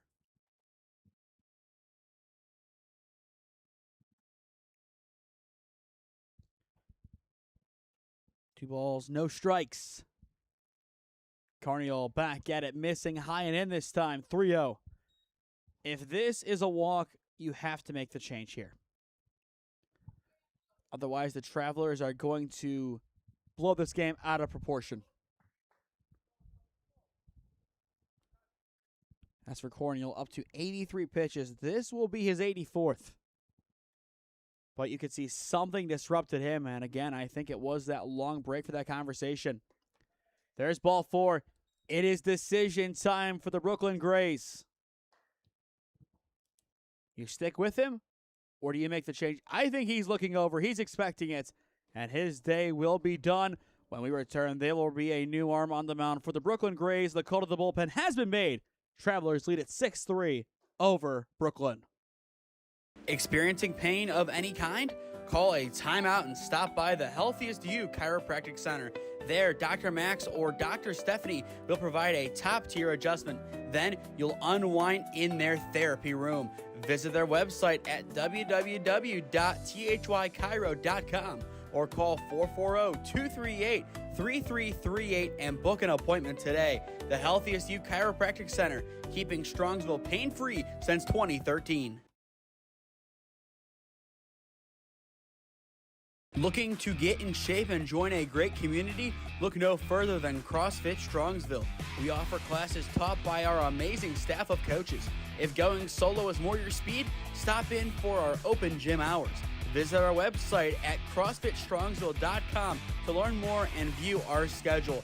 Visit our new location at 12608 Alameda Drive in Strongsville.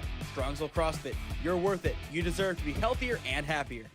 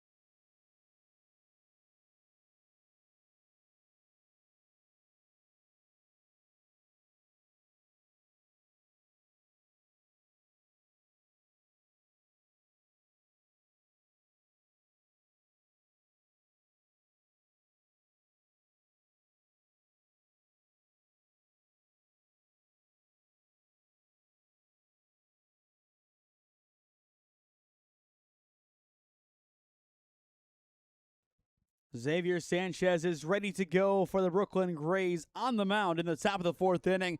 6-3 Travelers your score as you are watching NABF Collegiate World Series Baseball on SmeeSports in partnership with the WRCL. It's Colin Cunningham stepping in for the third time today. A single and a walk so far today for him as the first pitch from Sanchez connects for strike one. In the bottom of the inning, Roberts, Fortuna, Pasquale, 5 through 7 coming up for the Brooklyn Grays. The 0-1 Cunningham pops it over towards third. Roberts is there to make the catch, and the inning is over. On 2 pitches, Sanchez gets out of the jam, but the damage has been done. The Travelers, they have their lead in this one. When we return, it'll be 5 through 7 coming up as you are watching NABF Collegiate World Series Baseball on SmeeSports. Experiencing pain of any kind? Call a timeout and stop by the Healthiest You Chiropractic Center. There, Dr. Max or Dr. Stephanie will provide a top-tier adjustment. Then you'll unwind in their therapy room. Visit their website at www.thychiro.com or call 440-238-3338 and book an appointment today. The Healthiest You Chiropractic Center, keeping Strongsville pain-free since 2013. Looking to get in shape and join a great community? Look no further than CrossFit Strongsville. We offer classes taught by our amazing staff of coaches. If going solo is more your speed, stop in for our open gym hours. Visit our website at CrossFitStrongsville.com to learn more and view our schedule. Visit our new location at 12608 Alameda Drive in Strongsville. Strongsville CrossFit, you're worth it. You deserve to be healthier and happier.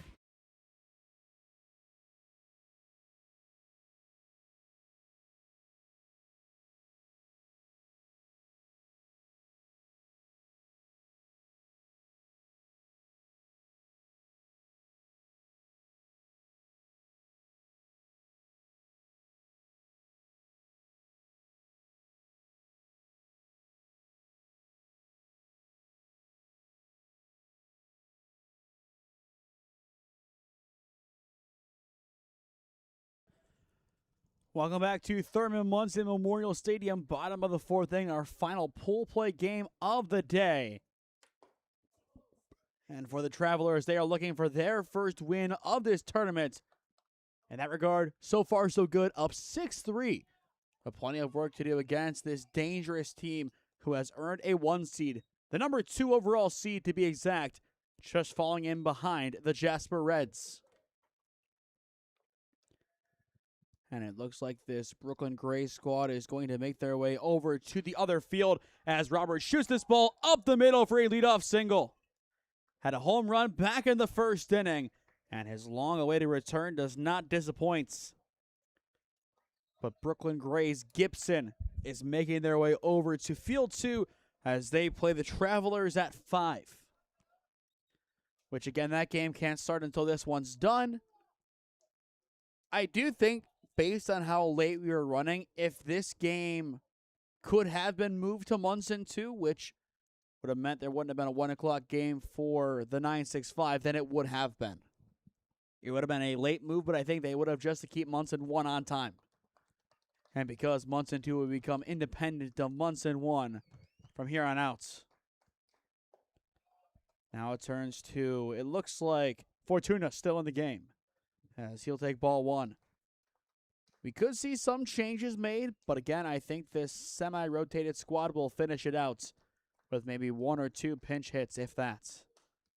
Fortuna fouls off the 1-0. Count now 1 ball, 1 strike.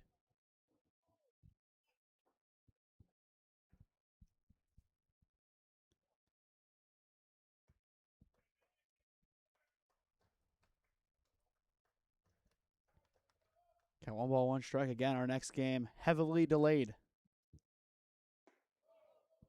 Definitely close. They're going to say no dice. It's a ball.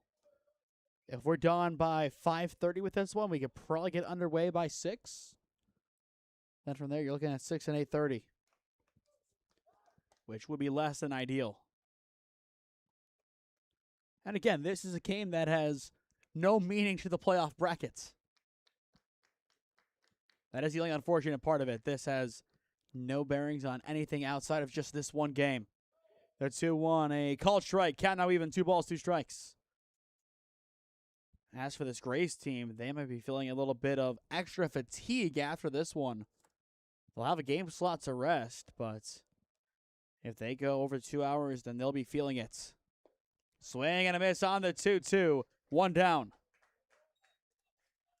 And now it turns to Pasquale. He singled his first time up. In the 5th for the Travelers, it'll be Encarte, Bamler, and Wesley. 5, 6, and 7.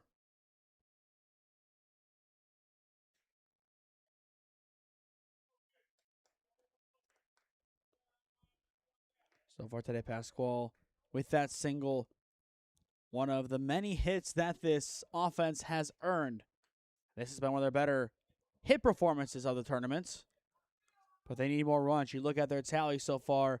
1, 2, 3, 4 hits. Initially, it was great. You had 3 in the first inning, or 2 in the first inning, rather. Then it just slowed down. What was once a really good performance has turned south quickly. Giving him 4 runs in this past inning. Swing and a miss on the 1-0. As for Ben Bates, he has a way to go the distance in this game. That was pitch number 49. As the count does sit at 0-2. Throw back to first, not in time. But if he can be at 55 to 60 through 4, I think there is a possibility he does finish out, or at least, at a minimum, get you 1 to 2 more innings. The 0-2 swung on and missed. Back-to-back strikeouts for Ben Bates. He is up to 4 on the day, 2 down, as Nicholas Vega, the catcher, steps in.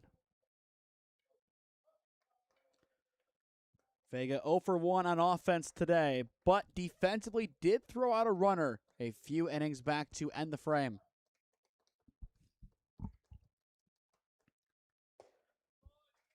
The whiff rate through the roof this inning from Bates. Count 0-1.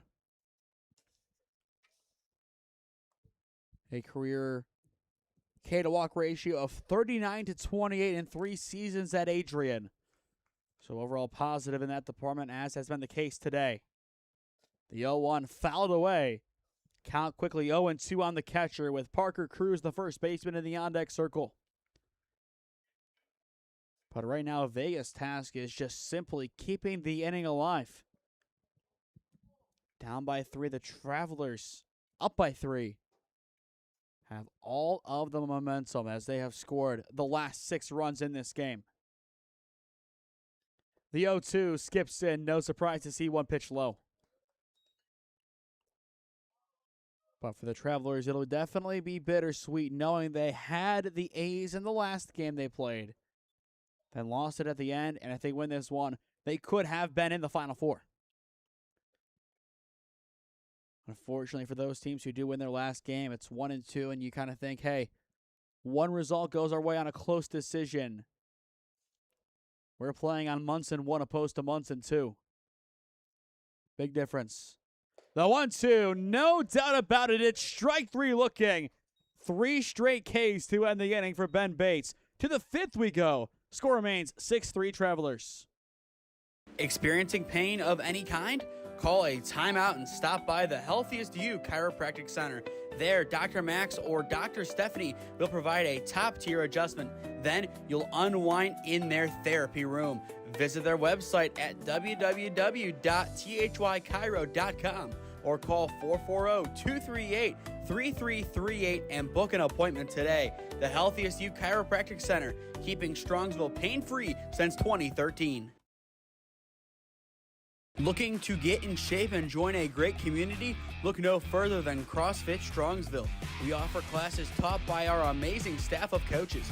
If going solo is more your speed, stop in for our open gym hours. Visit our website at CrossFitStrongsville.com to learn more and view our schedule. Visit our new location at 12608 Alameda Drive in Strongsville. Strongsville CrossFit, you're worth it. You deserve to be healthier and happier.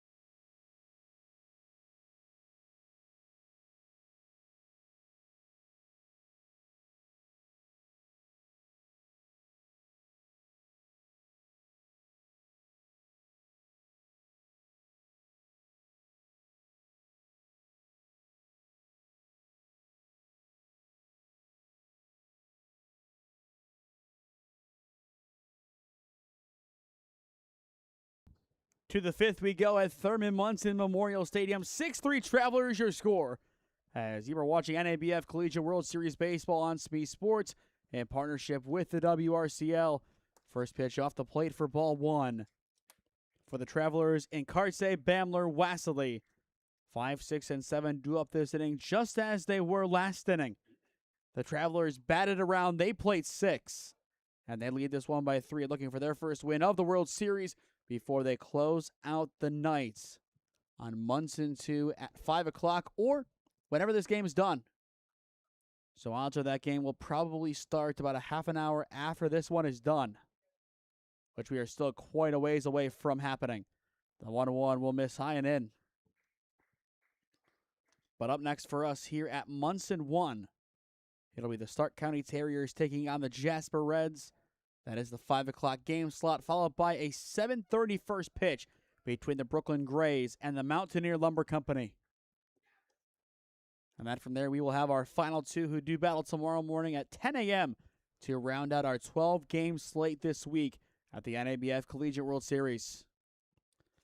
The 3-1, swing and a miss, a heavy swing and miss from Encarce. Just to also point this out, it was 2 up, 2 down last inning before the rally. Then double hit by a pitch, walk, single, single, walk. Then ground out to close it out. Payoff pitch misses high for ball 4. I don't know if Jasper is by the cages. I think they are. I was going to say otherwise, no sign of them right now, but that also could be the B2 Bulls. I do think it's Jasper since the Terriers are right next to them, but really no sightings for them yet. I think for them, too, they want to make sure they're well-rested and ready to go. The Terriers do have the advantage of having the whole day off before this game. But I think after last night, they didn't want that to be the reality, as I think that is yet another balk. I mean, how many balks have they given up this game? Probably 4 or 5 at this point. Well, not to spoil the 7:30 game, key to victory, force balks. It'll go a long way, I guess. It shouldn't, as the 1-0 is in the dirt. To preface this game, this is a rotated squad. We have made that quite clear. A lot of their star players inactive today.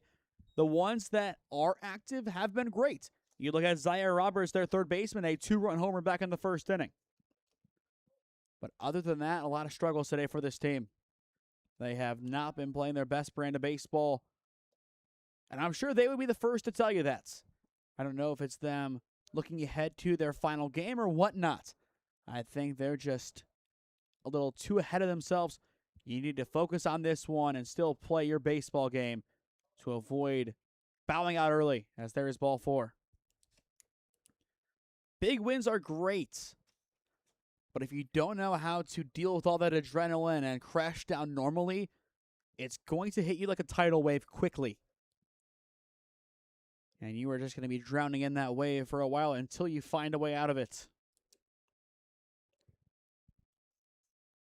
So actually 3-0 counts, and there is ball 4 that time. Okay. I was about to say, we had 3-0 after that prior pitch. In the end, it does not matter. Now it turns to Austin Wassley, the catcher. 1 for 2 today. A double and a fly out to left. Once again, thank you to Chris Jacoby for coming in earlier on today. Glad to have him back as a Purple Raider. One of my closest friends at Mount Union over the past couple of years. I'm so happy he came back. First pitch misses low for ball 1. A couple of the Mount guys I think are down below, along with a former Raider in Ty Dennison. We'll see him later on today for, unfortunately on this channel, probably the final time. The 1-0 high for ball 2. Now I do take that back because he will probably play 2 years at Akron. So he could come back for the Terriers. But does he? Probably up to Eversole and company in Akron to decide where he goes for his final summer. The 2-0 runs inside and hits him. Wassley will take his base. Bases loaded, none down for Ramsdell. If you're the Travelers, slam the door right here. You pretty much have to. As well, it looks like a couple of the Jasper fans are making their way back here. One of the biggest games in recent memory for the Jasper Reds. What a win it would be if they can walk out of here with a World Series crown. From a community standpoint, they deserve it. One of the best communities that we have seen all summer, if not the best. They've traveled quite well from Indiana. I am really impressed with how well Jasper traveled to this tournament. And a lot of it is from sponsors. Bunt here and pulled back. A no-doubt strike.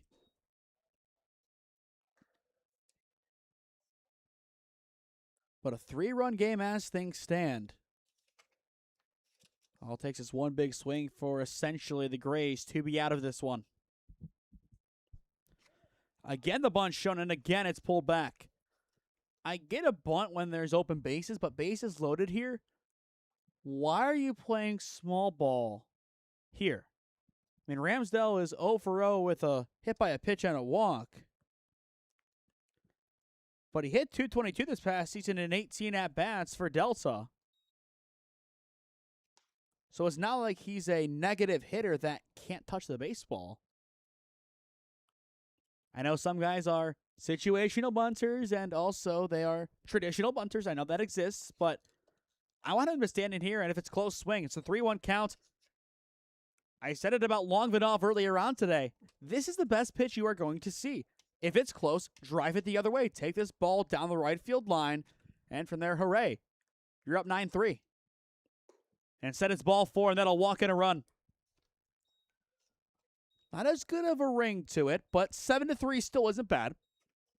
3 walks and a hit by pitch. Time is now called, and that might do it for Xavier Sanchez. Settled down the last inning nicely, but this inning just hasn't had it.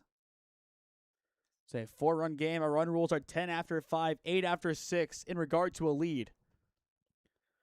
I do notice we always say, 10 after 5, 8 after 6, that's the run rule. But you maybe have to explain that you're up by those runs. You don't have those runs. I know some people might have that confused, but I think most people watching this stream probably understand that rule, I'd say, but it's weird. We kind of just get rid of that little asterisk. It's not just 10 after 5. It's a 10-run lead after 5, but the Grays have made the call to the bullpen. We will step aside here on SmeeSports and return to the action in a few moments. Experiencing pain of any kind? Call a timeout and stop by the Healthiest You Chiropractic Center. There, Dr. Max or Dr. Stephanie will provide a top-tier adjustment. Then you'll unwind in their therapy room. Visit their website at www.thychiro.com or call 440-238-3338 and book an appointment today. The Healthiest You Chiropractic Center, keeping Strongsville pain-free since 2013.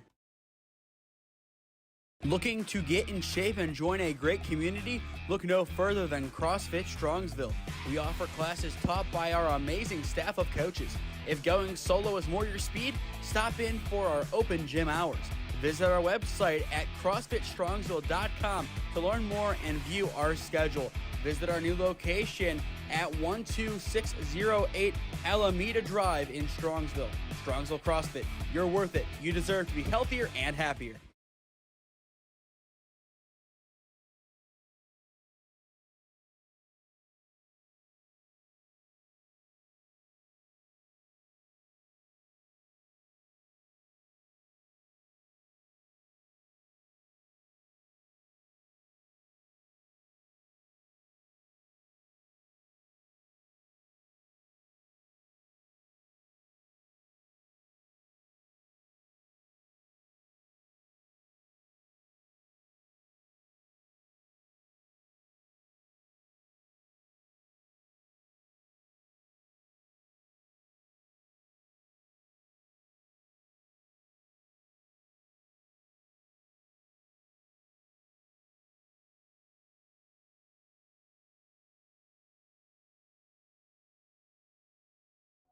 Christopher Reyes is warmed up and ready to go, and he has a mountain to climb for the Brooklyn Grays. Down by 4, bases loaded, none down in the 5th. One hefty jam to deal with as you are watching the NABF Collegiate World Series on SmeeSports. This is still our middle game of the day, believe it or not. And I kind of feel for the other Brooklyn Grays team warming up on Munson too. I hope they realize they can't start until this game's done. Popped up over towards left field. This one will be caught for out number 1. And no further movements. That'll take care of Melendez. My question is, after 3 walks and a hit by a pitch in the last 4 at-bats, why would you swing at the first pitch you see? It has been probably 80% balls this inning. Wait until you see a strike.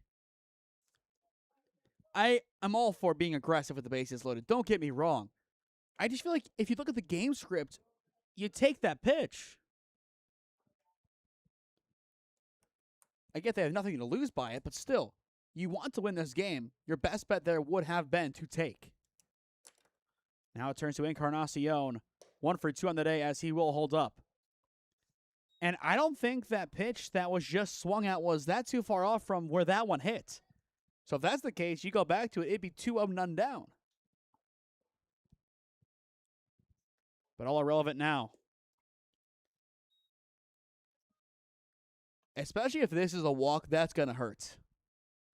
I just don't get why you swing at the first pitch after a bunch of balls. Unless he had the ultra green light given. Which even that I don't see as a good use.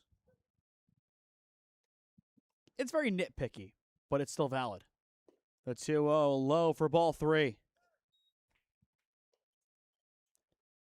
After Encarnacion goes to the Ozzie Jackson frame, which I do love on the lineup card that we were given. Instead of Jackson frame, it says Ozzie. That's just his name on there. It's just Ozzie. from Newcastle, Australia. The 3-0. He loses his hats. It's ball 4, and now it's 8-3. One more time, and I'll stop beating the dead horse. You should have taken the first pitch you saw. I just don't get it. 8-3 after all, as here comes the Aussie. Not the only foreign player that we are going to see coming up after the Jasper Reds. We will see the Russian once again in Art Longvinov from Barushika.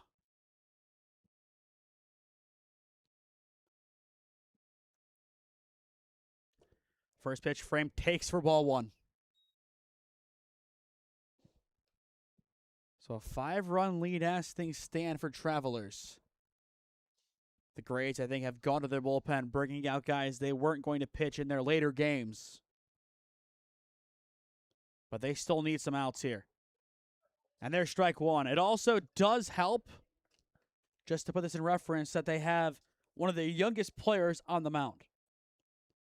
Looking at birth dates. No, he is their youngest player by, I believe, a few months. Frame drives this one deep to center field, and it is going to be caught on the run. Everybody will tag up. That'll make it 9-3. And now a chance to make it 10-3.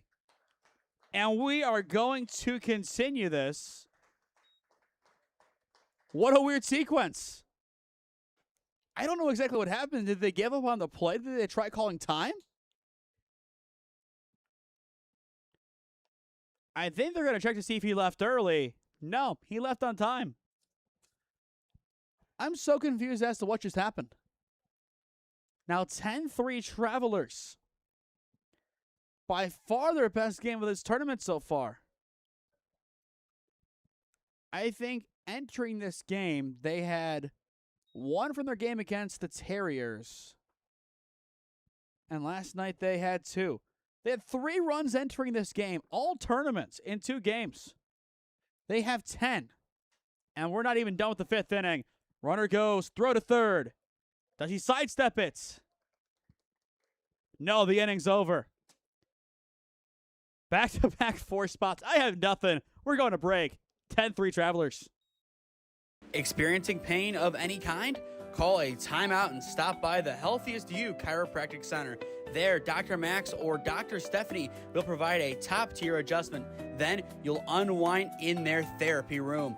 Visit their website at www.thychiro.com or call 440-238-3338 and book an appointment today. The Healthiest You Chiropractic Center, keeping Strongsville pain-free since 2013.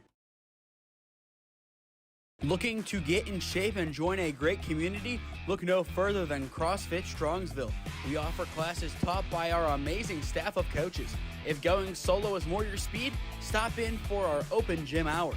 Visit our website at CrossFitStrongsville.com to learn more and view our schedule. Visit our new location at 12608 Alameda Drive in Strongsville. Strongsville CrossFit, you're worth it. You deserve to be healthier and happier.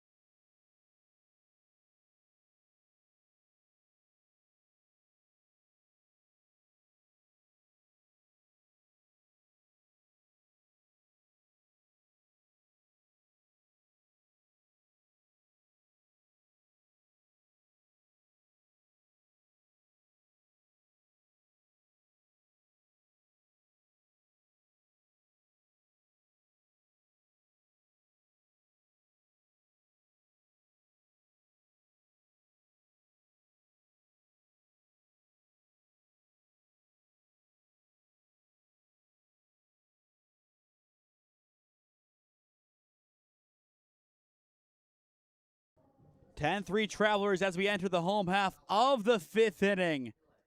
The Grays scored 3 in the first. Since then, a kill shot from the Travelers. Again, we are bringing up basketball statistics, a sport that averages probably, 10 10 times more points per game. And we're using a scoring trend to describe what's happened here. We've actually had to use it quite a bit, which is interesting. We've used it more this season than I think I've ever used it in basketball even. But for the Grays, it'll be 9-1-2 Cruz, Reyes, Roberts as they try to find a way back into this game. The 2-0 swing and a miss. As for Ben Bates, he just wants to go out here and continue his great outing. Hope his offense scores one more time and get the complete game done in 6. The 2-1 fly ball sent foul down the right field line. The only negative for the Travelers is you get to that not good mental space and start thinking, what if? What if one more win, one result went differently? That game last night, they held on a little bit longer. It's not a good spot to be. You'll take the win, but it's a slippery slope. The 2-2 low, full count 3-2, especially if you turn around and win your next game handily. That what if question really becomes very, very loud.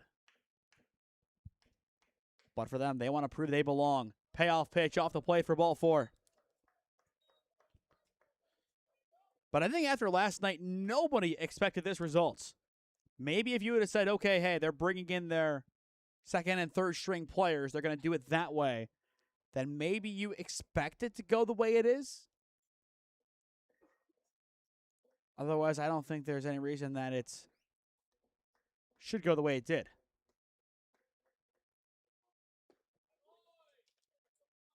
First pitch there, taken for a strike by Reyes. He's 0 for 2 today. 2 ground outs up the middle.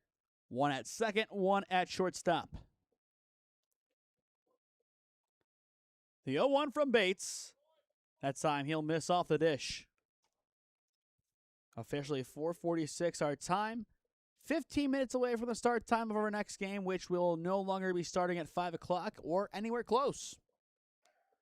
Hopefully by 5:45 we will start that game, but that is far from a guarantee. Unless we get a run rule, we are not going to see this game end in the top of the 7th inning. It would be the bottom, so we would still have 2 full innings of baseball after this. And a game that has already been going on for over 2 hours nearly. The 2-1, fouled away. Count out 2 balls, 2 strikes. Again, I think if Munson 2 was open, this would have been moved over there. Just to make sure that at least the championship bracket stays on track.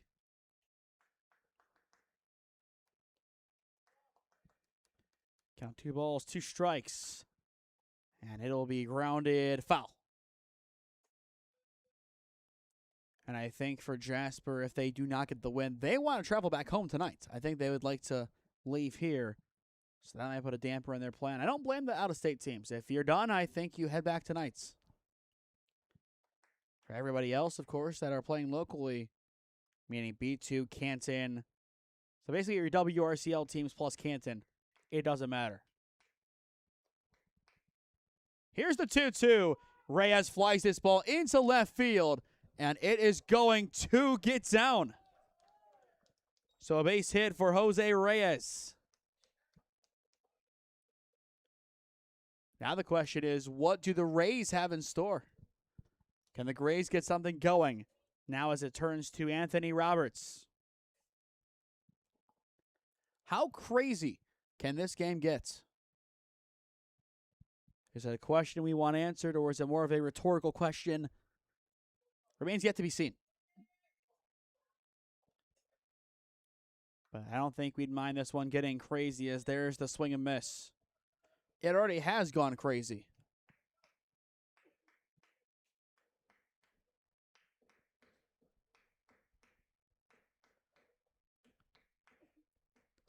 The Grays dugout, give them credit, down 7 still. Trying to help their team win. Count 0-2. I think if they would have lost to Stark County, they would have fielded a stronger starting lineup. But if not, there's that other what if.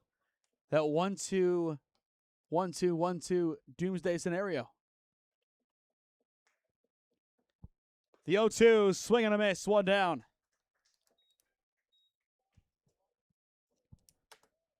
We've seen it a few times, but another great example of any given day in baseball, anything can happen. If you would have flipped around the schedule, you play this team first opposed to last, you could also have a different tournament in that regard. I feel like every possible combination would have given a different Final Four, a different third-place team, a different fourth-place team.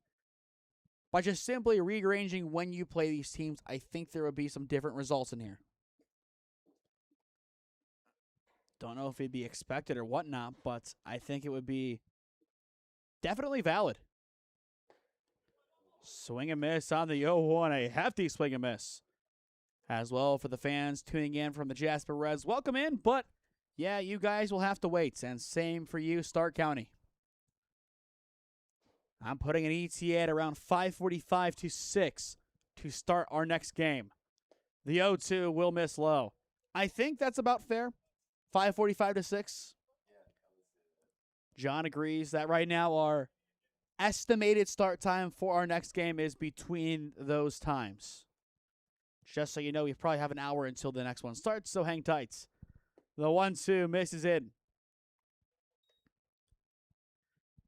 It's easier to explain it now than go on air and say, hey, we're still here, but we've been delayed. At least if you're tuning in trying to figure out what's happening, you have your explanation. The 2-2 goes to the corner, can't get it. Full count 3-2 on Azoria. After him, it goes to Derek Castillo, who hit in the first run of the day for the Grays.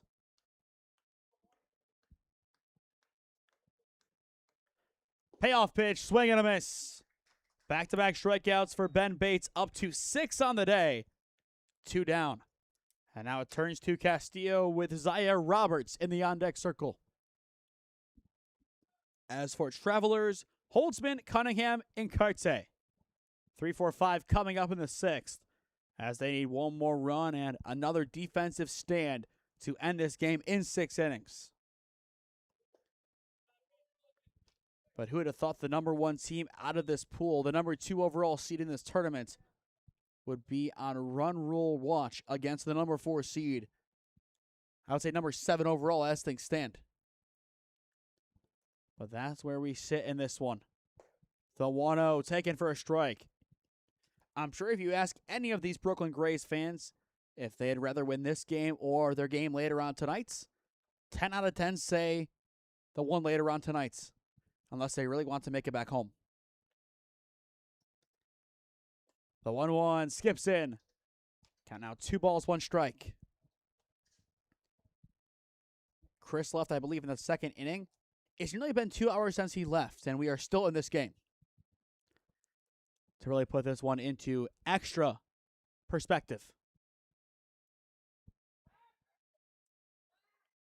Look back to second not in time.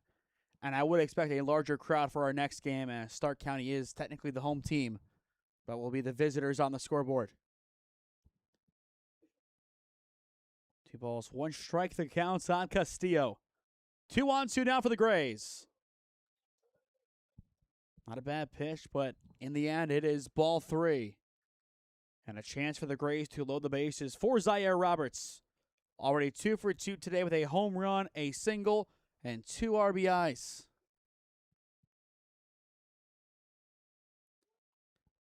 And here comes the payoff pitch. Swing and a miss. I guess they have a different clock down there then. Hey, it's 3-2 on our end on both. But I guess not. Okay. It has been very inconsistent today across the board. This one should be the payoff pitch as time is called. Okay. It's been confusing. And still, the Grays are taking infield now in the other field. They're waiting for their opponents. That is not going to be there in time. So let's try this one again. 3 balls, 2 strikes. And again, look off. Again, I don't get it. Focus on the batter here. Get the out that way. Most times when a pitcher deals with the runners with 2 down in a spot like this, it doesn't end well. This one will, though. The side is retired. 3 consecutive strikeouts for Ben Bates. He is up to 7 on the day. To the 6th inning we go at Thurman Munson Memorial Stadium. Score remains 10-3 Travelers. Experiencing pain of any kind? Call a timeout and stop by the Healthiest You Chiropractic Center. There, Dr. Max or Dr. Stephanie will provide a top-tier adjustment. Then you'll unwind in their therapy room. Visit their website at www.thychiro.com or call 440-238-3338 and book an appointment today. The Healthiest You Chiropractic Center, keeping Strongsville pain-free since 2013.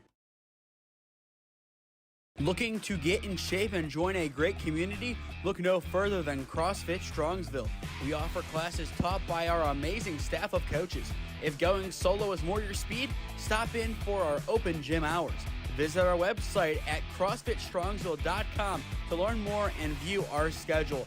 Visit our new location at 12608 Alameda Drive in Strongsville. Strongsville CrossFit, you're worth it. You deserve to be healthier and happier.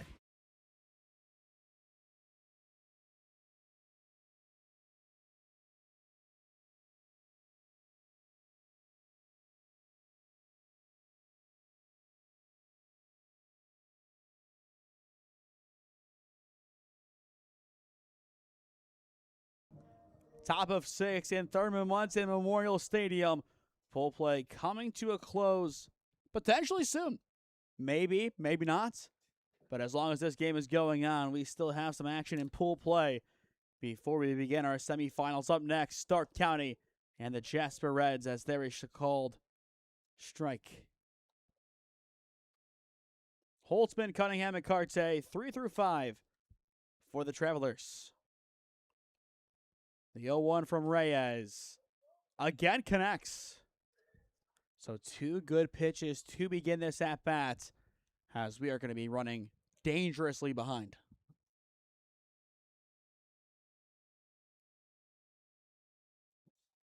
Now the 0-2 goes for the same spot. Doesn't get it. I'll tell you what, the extra sleep we were supposed to get as we have a 10 o'clock start tomorrow has been completely wiped. This is where those 30 minutes are being allocated, it appears. Now the 1-2. Holtzman underneath it, skies it towards right center field. And it is going to be caught for out number 1. So 1 up, 1 down. The Travelers do have to score this inning. Otherwise, we will play the full 7. Would this be the longest game of the tournament? We started, I think, official first pitch, 2:50 maybe? Something along those lines. So 2:50, we're 2 hours 10 in nearly.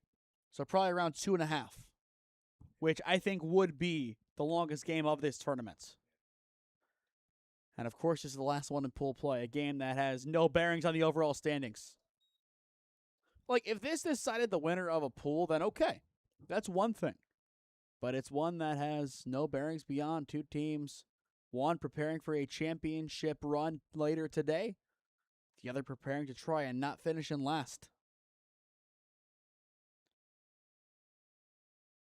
The 0-1 well inside. And oh, by the way, based on those descriptions, the team that you think will be winning is not. Hasn't been a bad game. We had those 3 runs early. It looked like the Rays were going to run away with it. That 4th inning just got away from them. They have struggled ever since. The 1-1 pops up over towards left field. And it looks to be out of play as, again, you look down the line, kind of sneaking in there. There are at least some of the Stark County Terriers as they get ready for their game later on tonight. Whenever that may be, against the Jasper Reds. But I will say at least a few more fans in the stands as there were a couple of minutes ago. I expect more to show up. I think a lot of them kind of understand that this game is running late, so they know to show up at a later time. The 1-2 off the dish. Coming out 2 balls, 2 strikes. For those who don't know and are watching from out of state, especially from Indiana, make sure you let people know that your game is delayed. We are not going to be starting anywhere near 5 o'clock. It's 5 o'clock somewhere, but 5 o'clock does not mean game time. 2-2 off the plate, full counts.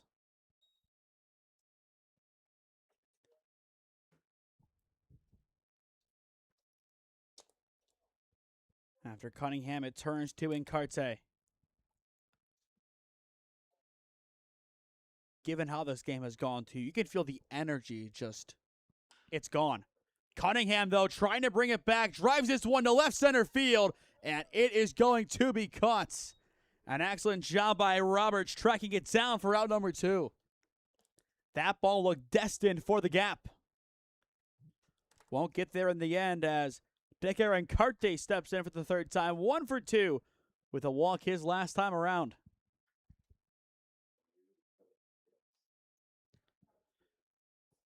All signs are pointing towards a full game, which I don't know if we expected given the fact that across the last 2 innings, the Travelers have scored 8 of their 10 runs.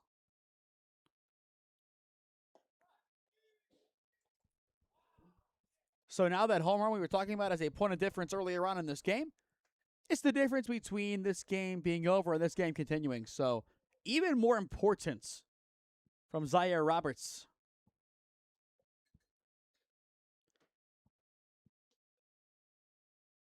The 1-0 will miss off the plate for ball 2. But you'd have to imagine for the Stark County Terrier team, they come in as the underdog. Kind of. Record-wise this season, they do. Win percentage-wise, they do. Seeding-wise, they do. They're 4-peats on the line. They're trying to hold up a dynasty tonight at home.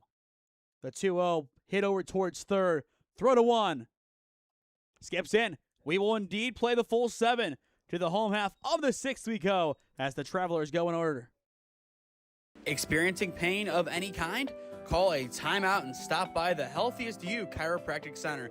There, Dr. Max or Dr. Stephanie will provide a top-tier adjustment. Then you'll unwind in their therapy room. Visit their website at www.thychiro.com or call 440-238-3338 and book an appointment today. The Healthiest You Chiropractic Center, keeping Strongsville pain-free since 2013.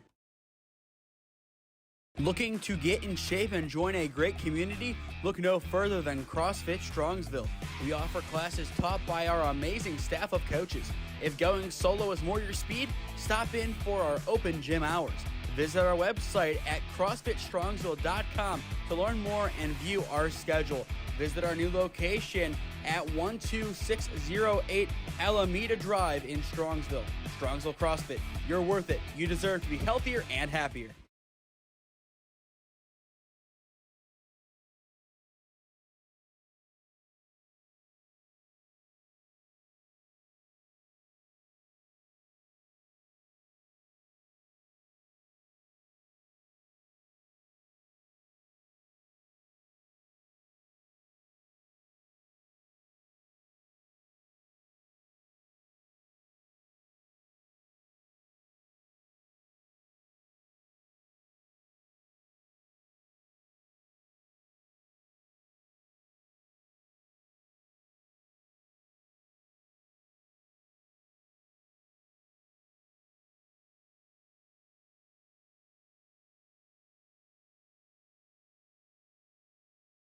It's 5 o'clock somewhere here in the heart of Canton, Ohio. 10-3 your score. Travelers on top of the Brooklyn Grays as you are watching the NABF Collegiate World Series on SmeeSports. Once again, for those just tuning in, our semifinals are delayed because it's 5:03, and well, I don't see the Stark County Terriers or the Jasper Reds on the diamond right now. I could be wrong. They could be just moonlighting here as the Travelers and the Brooklyn Grays, but I highly doubt that. All seriousness right now, I think 5:45 to 6 is still our anticipated start time. That is the quote-unquote new official ETA. The 0-2, no doubt about it, it's 1 up, 1 down. 4 consecutive strikeouts for Ben Bates. 8 on the day. He has looked quite good. One of the better pitching performances that we have seen today, rivaling what we saw out of Owen Thompson in the last game. He had 8 strikeouts in 7 innings of work. And for Bates, up to 84 pitches. As Andres Fortuna steps in, Ground out and strikeout so far today for him. He's 0 for 2. Fly ball sent towards right field. And caught right behind the pole. 2 up, 2 down.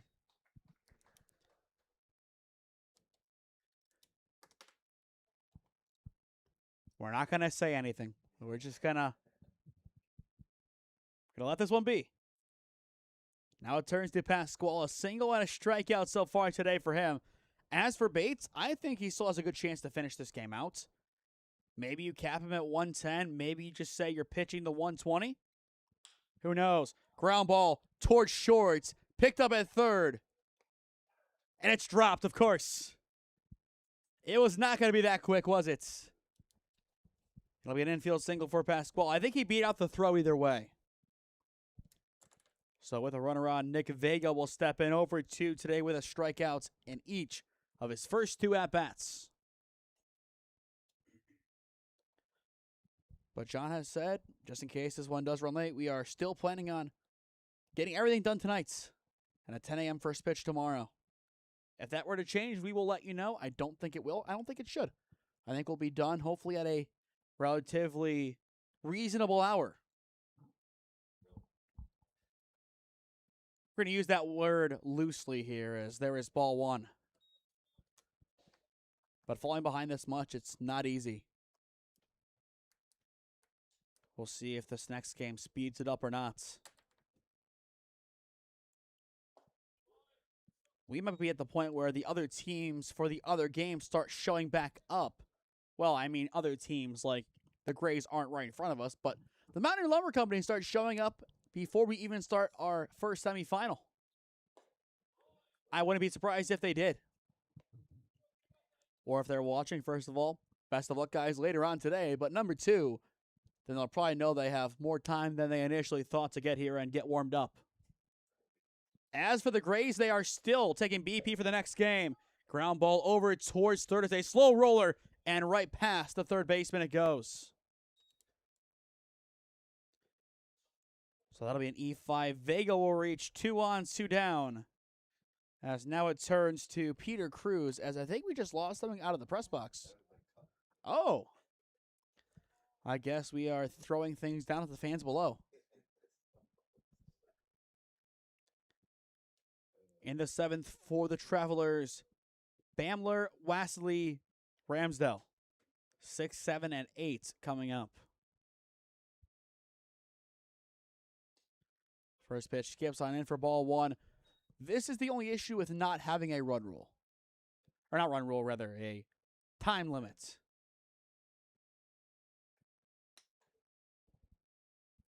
As I think based on most time limit metrics, we would have been done in this inning.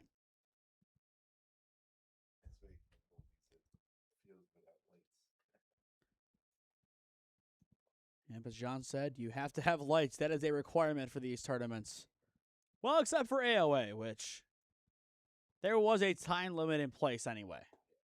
The 1-0 called a strike. If the inning were to continue, the top of the order comes back up, and Jose Reyes, the shortstop. 1 for 3 today, looking to begin his 4th go-around. The 1-1 taken into right field and down for a base hit. They will send home the lead runner from second, and he is going to score. So put runners at the corners, 2 down. It's an RBI single for Peter Cruz. And back to the top of the order we go with Jose Reyes. Now a 6-run game. Are the Grays going to try and do the impossible? They have 4 outs to play with. They want to stay perfect in Northeast Ohio, I'm sure.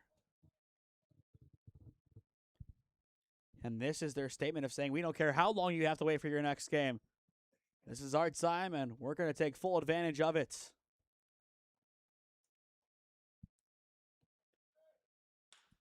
Sharp grounder over towards second. Throw to 1. Routine to end the inning. To the 7th we go. The Grays get 1 back, but still trail the Travelers 10-4. Experiencing pain of any kind? Call a timeout and stop by the Healthiest You Chiropractic Center. There, Dr. Max or Dr. Stephanie will provide a top-tier adjustment. Then you'll unwind in their therapy room. Visit their website at www.thychiro.com or call 440-238-3338 and book an appointment today. The Healthiest You Chiropractic Center, keeping Strongsville pain-free since 2013.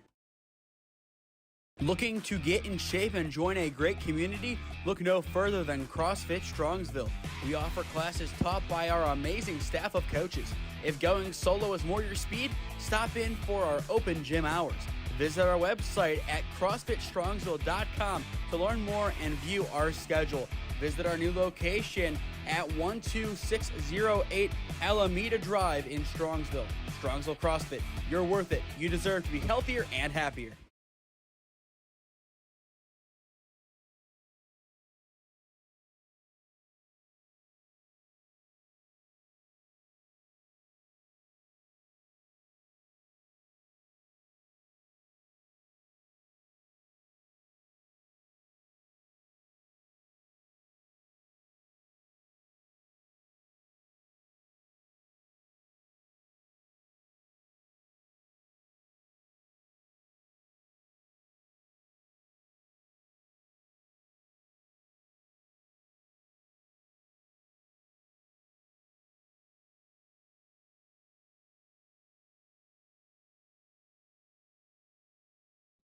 Last ups for the Travelers here in the top of the 7th inning.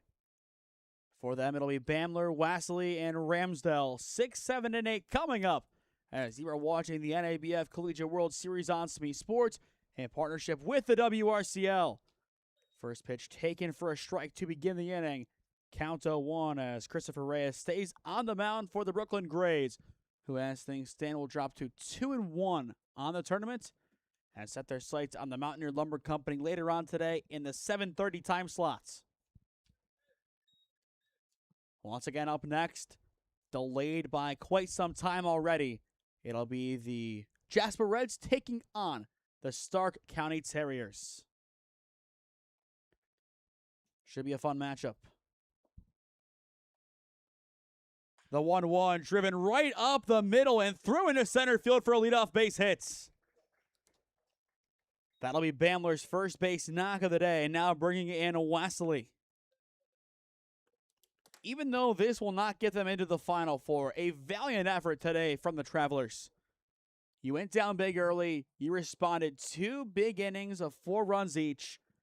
You walk out of here, you get a win, your 7th of the season, and a chance to go for your 8th on Field 2 against the other Brooklyn Grays team. And I would say they would enter that matchup as favorites.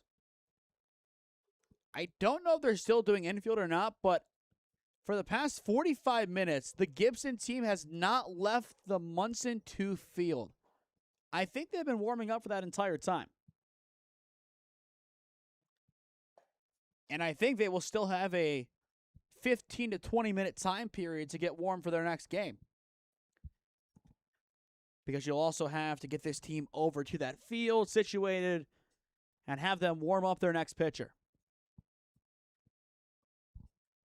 And as for the action here, those guys will not be warm. They'll have to do a full warm-up on the field. So again, once this one is done, probably a half an hour later, we will start the semifinals. That's why, as we've said, pretty much officially, 5:45 to 6 p.m. is our expected start time. The 3-0 high for ball 4, but as always, that is subject to change based on this game. If we end at 5:30, odds are we are going to start this game at 6. And at 5:45 somehow, then we'd start at 6:15. And then from there, your anticipated start time for the final game, no longer 7:30. The anticipated start time will be 2.5 hours after that next game starts. So we start at 6. 8:30 is the anticipated start time of our second semifinal. One trying to begin as it'll be pulled back 1-0 counts. For Reyes up to 29 pitches. He will be the last star in the race throw unless this inning goes terribly wrong.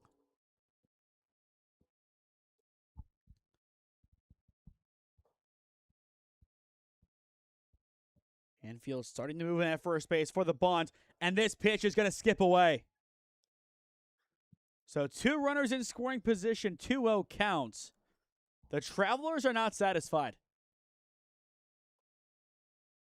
If there was ever a doubt that Jasper would be the number 1 overall seed, those doubts have been put to bed. Run differential / runs allowed is a tiebreaker. Just this game alone, the Grays would have given up too many runs. The Jasper Reds gave up 5 runs in 3 games, and those 5 runs came today against the Mountaineer Lumber Company. The 2-0 fly ball sent into shallow left field. It'll be caught at short for out number 1 as nobody is able to move up. A nice job checking it down by Jose Reyes. Still 2 runners in scoring position with 1 away for Caleb Melendez. Popped out his last time up against Christopher Reyes, I believe. That was the one where he swung at the first pitch he saw after a bunch of balls.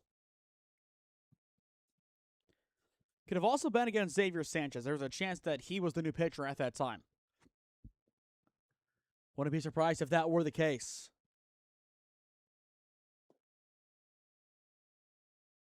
First pitch misses low for ball 1. Make sure you stick with us after our final commercial break today as we will announce our player of the game, presented by CrossFit Strongsville. The 1-0. That one a called strike. A lot of good candidates on this Travelers team. But I would say one guy has stood out to me throughout the duration of this ball game more than the rest. But we'll leave that for our concluding remarks to this broadcast.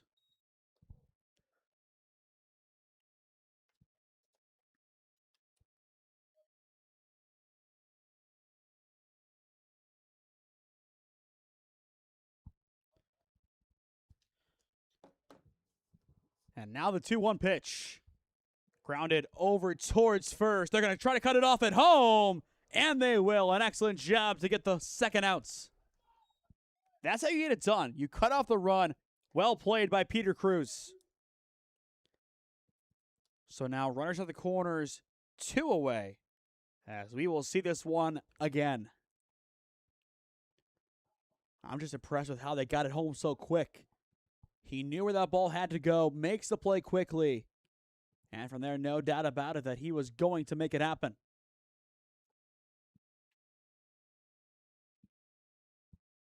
So now, Encarnacion. He will ground this one into left field. That'll bring in a run. So now 11-4 your score. As everybody else moves up, Wesley able to easily score. Melendez in at third, and behind him, Encarnacion at second. It'll be scored an RBI single. So a 7-run game once again, as Jackson Frame will have his final cuts of the day.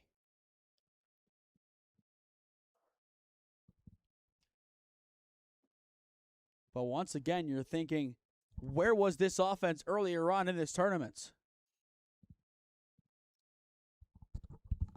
Nothing drastically has changed. And on paper, record-wise, you're playing the best team in your pod. And you play this well.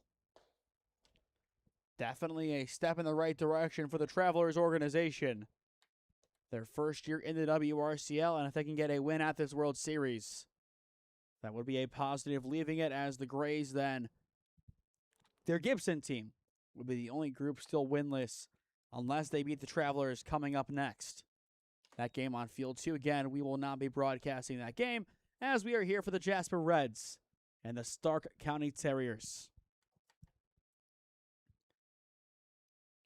2-0 count on Frame. Still 2 runners in scoring position, 2 down. And this pitch will get away to the backstop, make it 12-4. Melendez easily scores. Encarnacion thought about it for a second.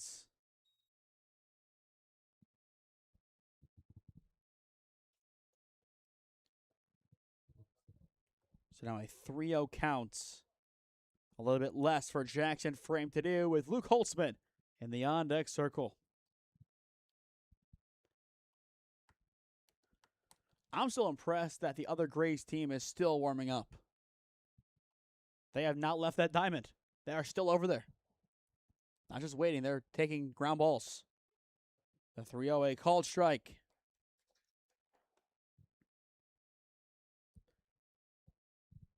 Once again, for those just tuning in, this game, it runs long, so we are well delayed for our first of two semifinals. And there's ball 4. The inning continues. The Aussie draws the walk as now Holtzman will step in.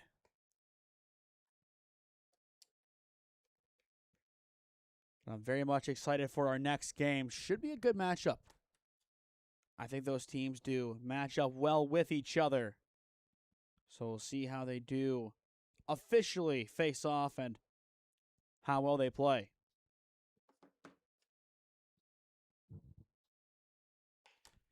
Good drive down the left field line. It goes foul. 0-1 the count on Holtzman. And the bottom of the inning for the Grays. Roberts, Osorio, Castillo. 2, 3, and 4 coming up. And what has been the longest game of this tournament so far, now 2.5 hours in. And we are still a little ways away from completion. The 0-1 fouled off, and it'll land on top of the roof. Now 0-2. Again, join us tomorrow morning, 10 a.m. It'll be a 9-inning game, the championship of this year's NABF Collegiate World Series.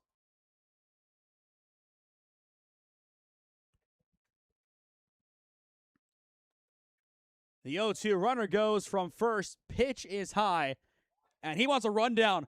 Now play at the plate. It is in time to end the inning.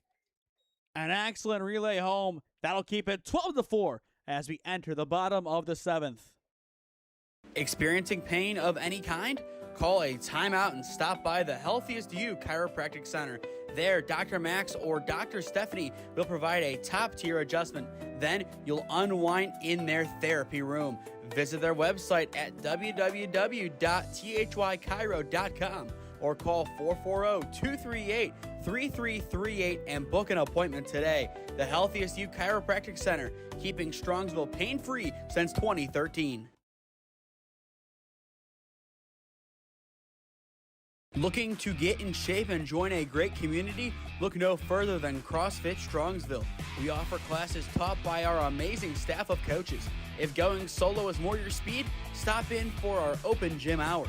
Visit our website at CrossFitStrongsville.com to learn more and view our schedule.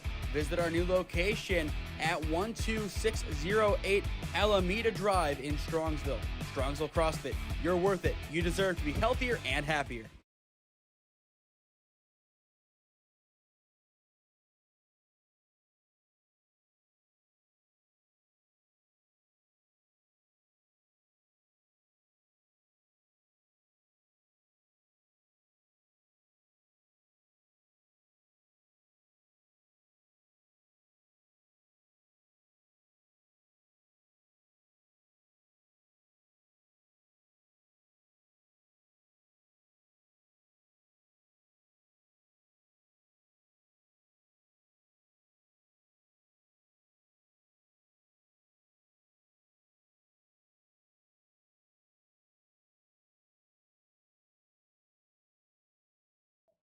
Last chance for the Brooklyn Grays in the bottom of the 7th inning. 12-4 scoreline.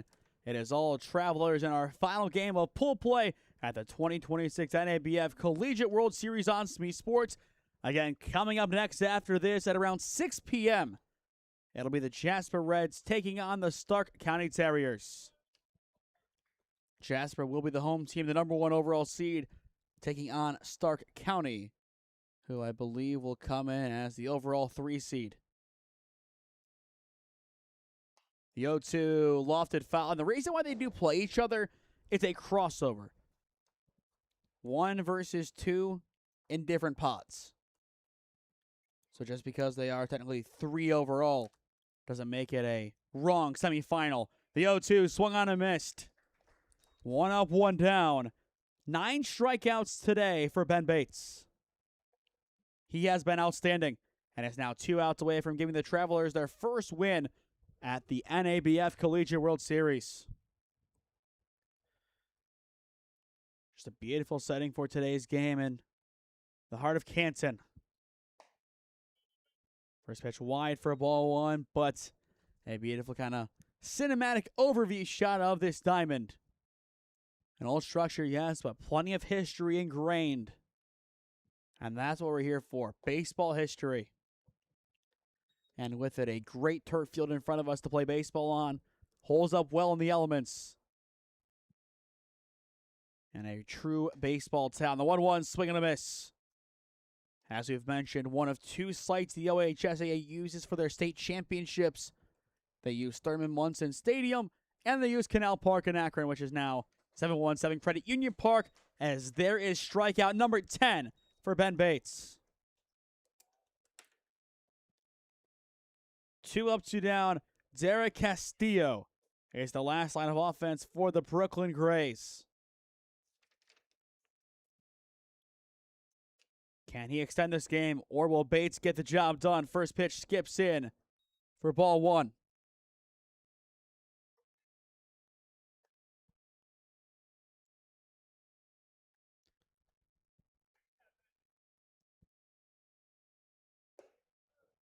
And that pitch will miss for ball two.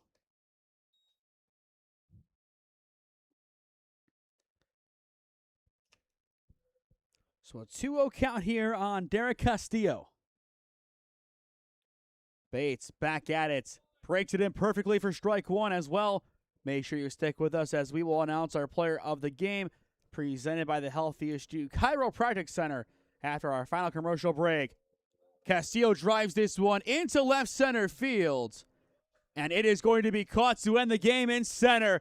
That'll do it. One of the longest games of this tournament. 12-4 your final. It will belong to the Travelers. It's their first win at this World Series. When we return, we will announce our player of the game presented by the Healthiest You Chiropractic Center as you are watching the NABF Collegiate World Series on SmeeSports. Experiencing pain of any kind? Call a timeout and stop by the Healthiest You Chiropractic Center. There, Dr. Max or Dr. Stephanie will provide a top-tier adjustment. Then you'll unwind in their therapy room. Visit their website at www.thychiro.com or call 440-238-3338 and book an appointment today. The Healthiest You Chiropractic Center, keeping Strongsville pain-free since 2013. Looking to get in shape and join a great community? Look no further than CrossFit Strongsville. We offer classes taught by our amazing staff of coaches. If going solo is more your speed, stop in for our open gym hours. Visit our website at CrossFitStrongsville.com to learn more and view our schedule. Visit our new location at 12608 Alameda Drive in Strongsville. Strongsville CrossFit, you're worth it. You deserve to be healthier and happier. 12-4 Travelers, your final in our final pool play game of the tournament. Your player of the game presented by the Healthiest You Chiropractic Center goes to Ben Bates. 10 strikeouts, only allowed 3 runs in the first inning, allowed 1 for the remaining 6. He was the heartbeat defensively. The offense, everybody did their fair share. A lot of walks, a lot of patience, but in the end, pitching kept this one in favor of the Travelers as they improved to 7-14-3 on the year. At long last, time to hop on over to game link number 4. As up next, it's the Jasper Reds taking on the Stark County Terriers in our first semifinal.